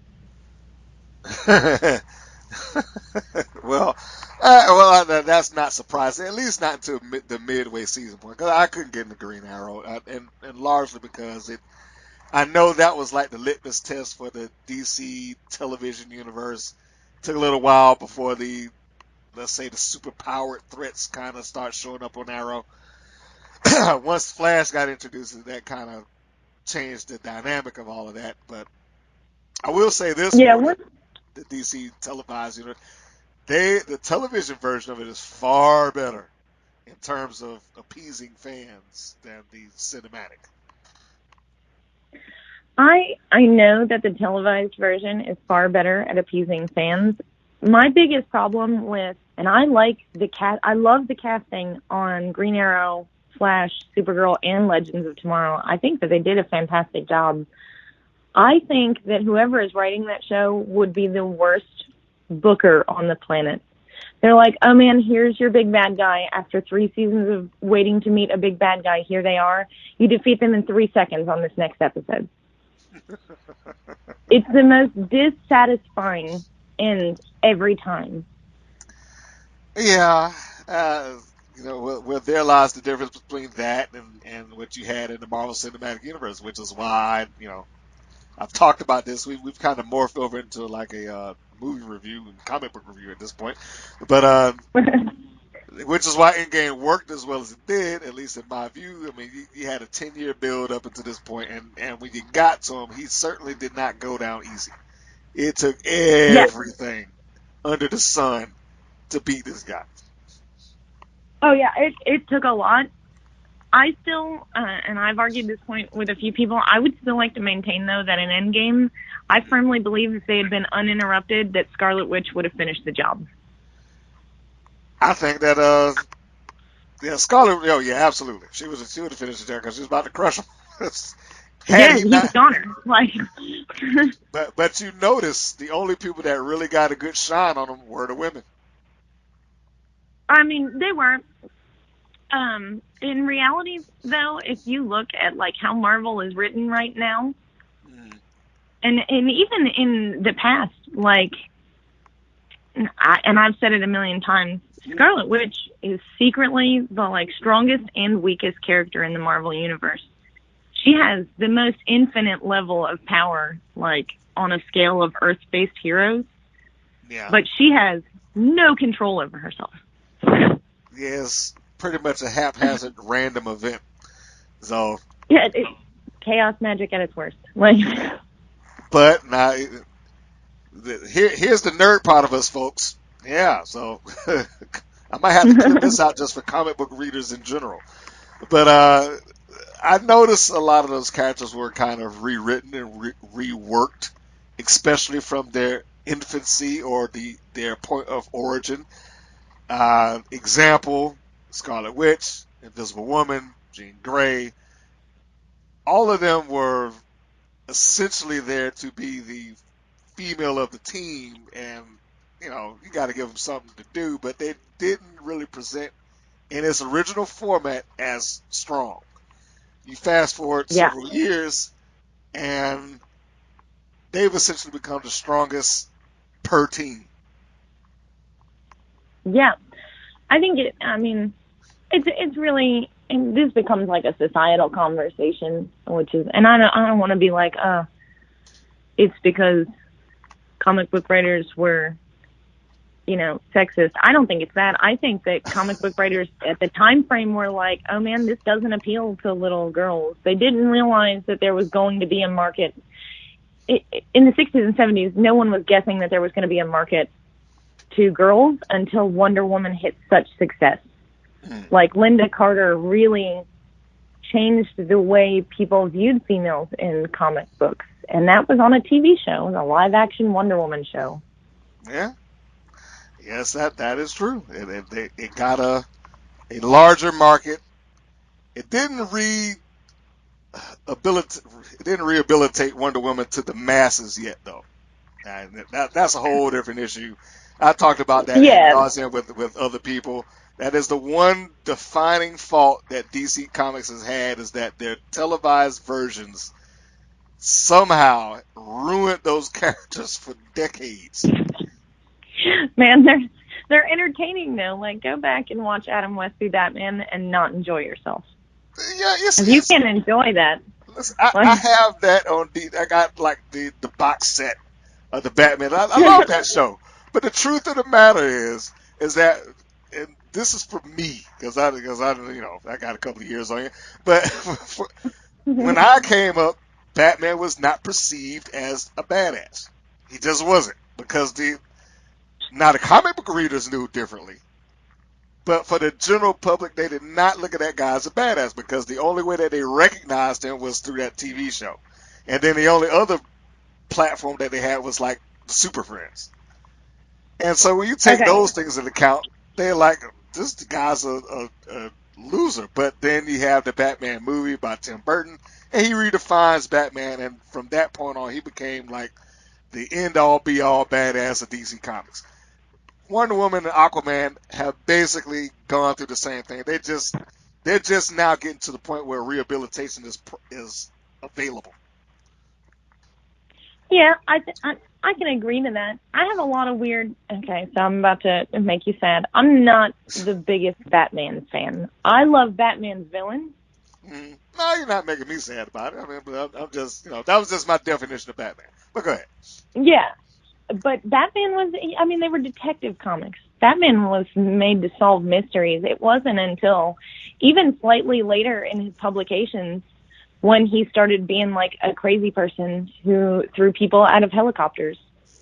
Like, Batman didn't start off hardcore. Like, it was an evolution for him as a character, and it made him a more sellable character when they realized, oh man, not only is his superpower that he's smart, but that smartness has made him cynical. According to my former coworker, he's had his theory of Batman's superpowers convincing the world that he has no superpowers. He's like, there's no way that he could do the things that he's doing and so stand up against Thanos, putting him through a wall and not have several broken bones, if not dead. It's like, that dude's superpowered some kind of way. But I don't know. His superpower is that he does this is not the droid you're looking for. There you go. That's right, the Jedi mind trick. I have completely jumped way off the wagon with my questions. I'm going to get back on it right now. Okay. Name me a movie that you're embarrassed to say that you actually like and why. Yeah, this is going to sound weird. I'm not embarrassed by anything that I like. I'm a weird person. I spent years of my life being, like I said, being picked on and being the weirdo. So not much embarrasses me anymore.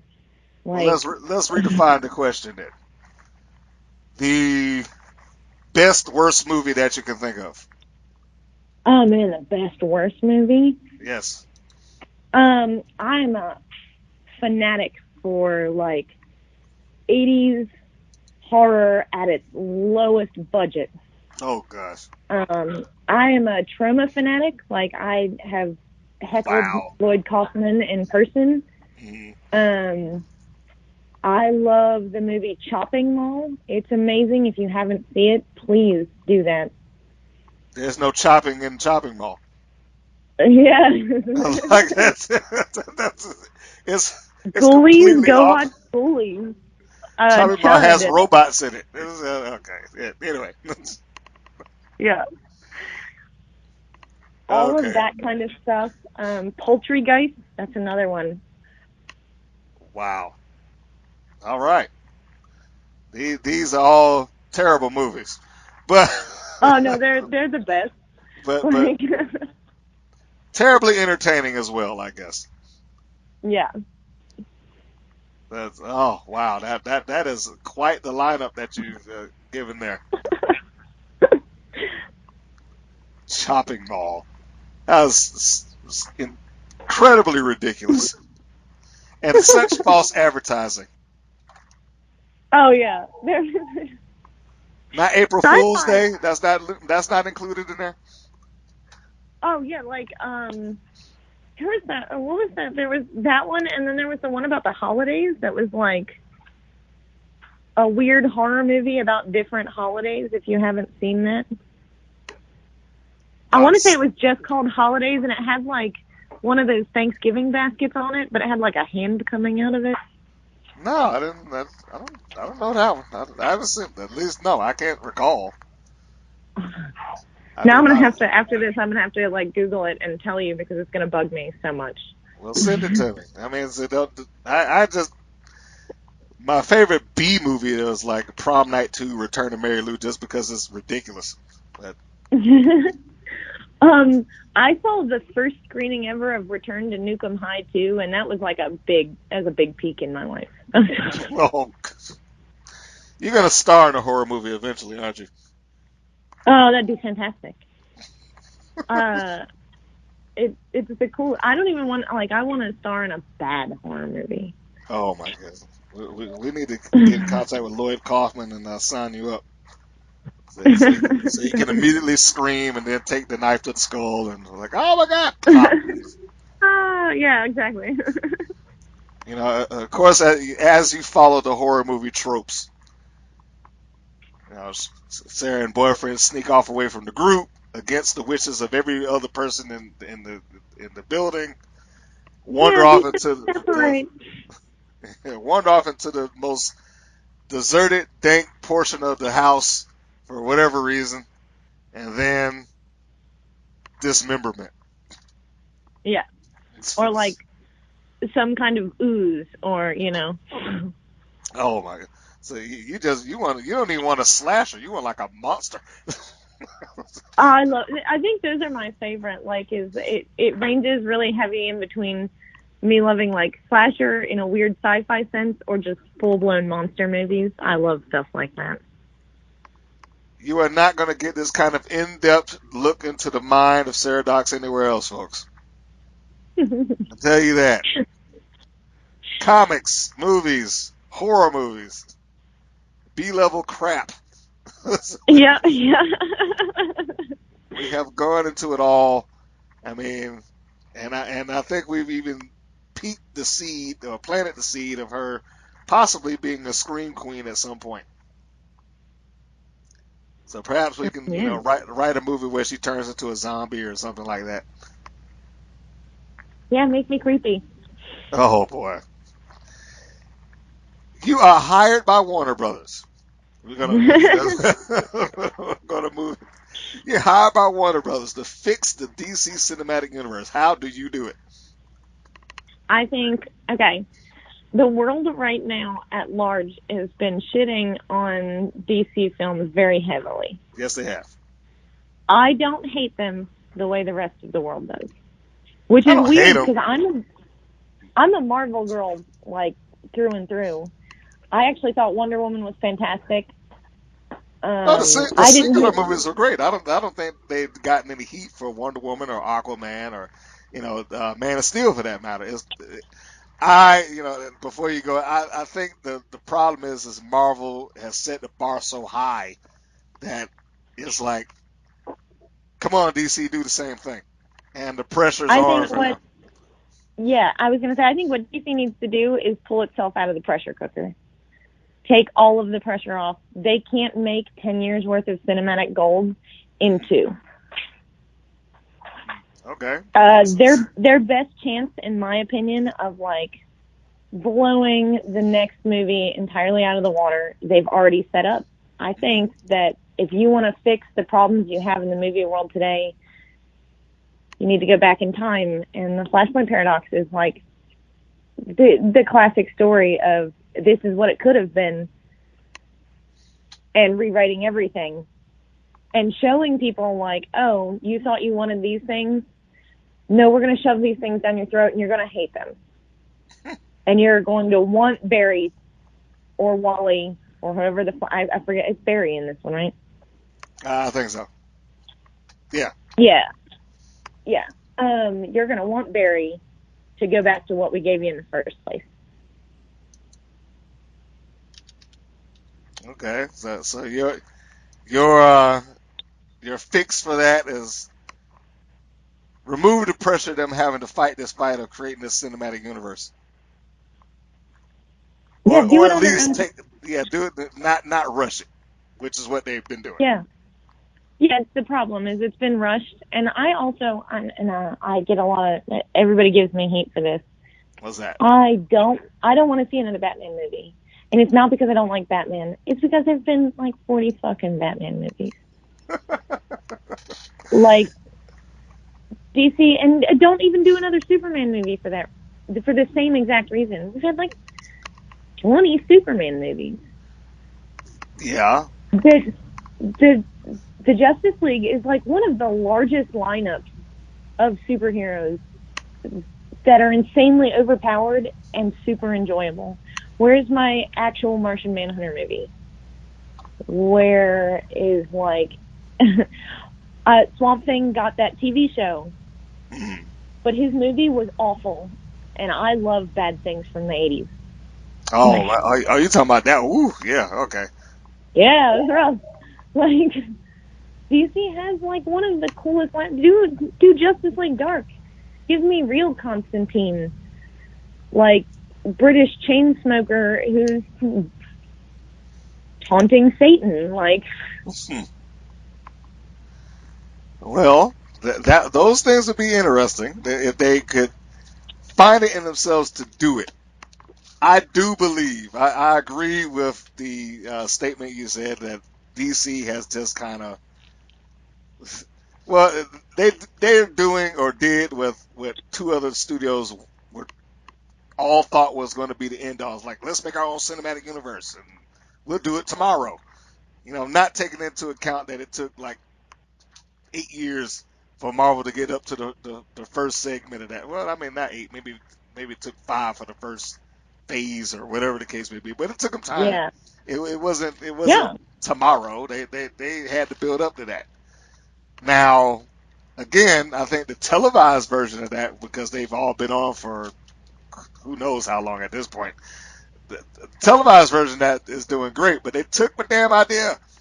It was like you want some Easter eggs. It's like, get some of these people that's been doing that were the characters and put them in there in meaningful cameos, not just walking in the background. Like, come on. Yeah. How do you not have Linda Carter in a Wonder Woman movie? Yeah. Why wouldn't you have Linda Carter in a Wonder Woman movie? Like, wouldn't it be cooler if, you know, in any moment where you had seen Ben Affleck Batman, if one of Tim Burton's Batmans are like had been around doing anything? Yes. I was like, Michael Keaton. I was like, how do you not have that? You just brought up the Flashpoint Paradox. It's like you could have ran Flash into the future and he could have came up with met up with that Batman. It's like, that would have been a big Easter egg right there. It's like, oh man, that's Michael Keaton's Batman or whatever the case may be. He could have gone to Flashpoint. Yeah, I was like, I'm just saying, you know, you could use him as the MacGuffin to get there. Oh yeah, you could Flashpoint and have Michael Keaton be the Batman that is Bruce's father and not Bruce. See, there you go. That's right, Thomas Wayne. Yep. You could have done all of that. They had a perfectly good opening with Flash. Like, that character alone made it possible. Yeah. And they just lost it. Anyhow. Fantasy booking. I'm not sure if I should even ask you about fantasy booking now. You've rewritten some comic books and the cinematic universe for DC. So you've somewhat done some level of fantasy booking as it is. Yeah, But I stay fantasy booking everything. but for the sake of wrestling, yeah, I will just try. I mean, I might have drained your creative juice at this point, but my belief has always been that every wrestler has a angle or storyline that they could whip out at a moment's notice to the promoter, be like, hey, give me something good that we can do. And I think that there's always a little something there in the back of their mind that they can like, all right, this is my story, this is how we get there, and 3 months later, boom, boom, boom, this is how it ends. So, Sarah Dox, what is your fantasy booking? Much like all of my comic book booking and my horror movie booking, it's super unrealistic. Like, it's very much so this elaborate story that would take like extreme amounts of work and time to put together.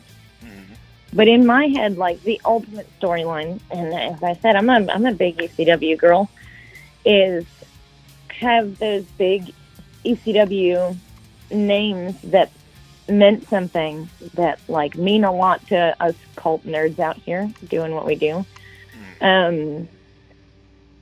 Have representation in the now that are feuding in the same ways they did then. Okay. But they'd be there for it. And like I said, I always pretend to be Sandman. So in fantasy booking world, like, Sandman's like, yeah, man, you can be the new Sandman, and hands me a cigarette and a kendo stick, and I go wreck stuff. And like, I know 8 million people who would kill to be, Raven second, to be essentially the new leader of the flock. Like, I could pick out young Tommy Dreamers in male and female form.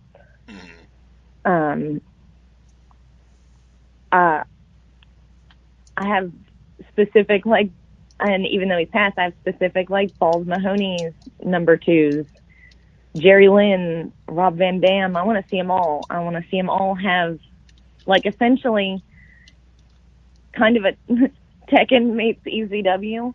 Like, all of these guys picked their fighter to represent them, and these are their fighters. Okay. Now, what's that rule in comics where they do gender swap? You know what I'm talking about? Yeah. I mean, they actually had a number behind it. I know it's like rule. Yeah, I can't remember the number. That's what I was trying to think of. See, now I gotta look real quick. That's the gender swap. Yeah, see here typing back there, people. Rule 63. Okay, so you basically apply. You could apply Rule 63 to a second generation of ECW alumni. Yeah, not necessarily, but you could. Yeah, I think if you did that, ECW was so much different in so many weird ways at the time. And now where there are more and more women all the time getting better and better and doing all these things that they didn't have the opportunities to do before, if there was essentially an ECW for women, that would be like the ultimate fantasy booking for me. Okay. Promoter, get on that. Somebody will take that on. Somebody will try it. I hope so. Well, now the question is, you gotta get yourself into it, wherever that happens to be. Yeah, wherever it happens to be.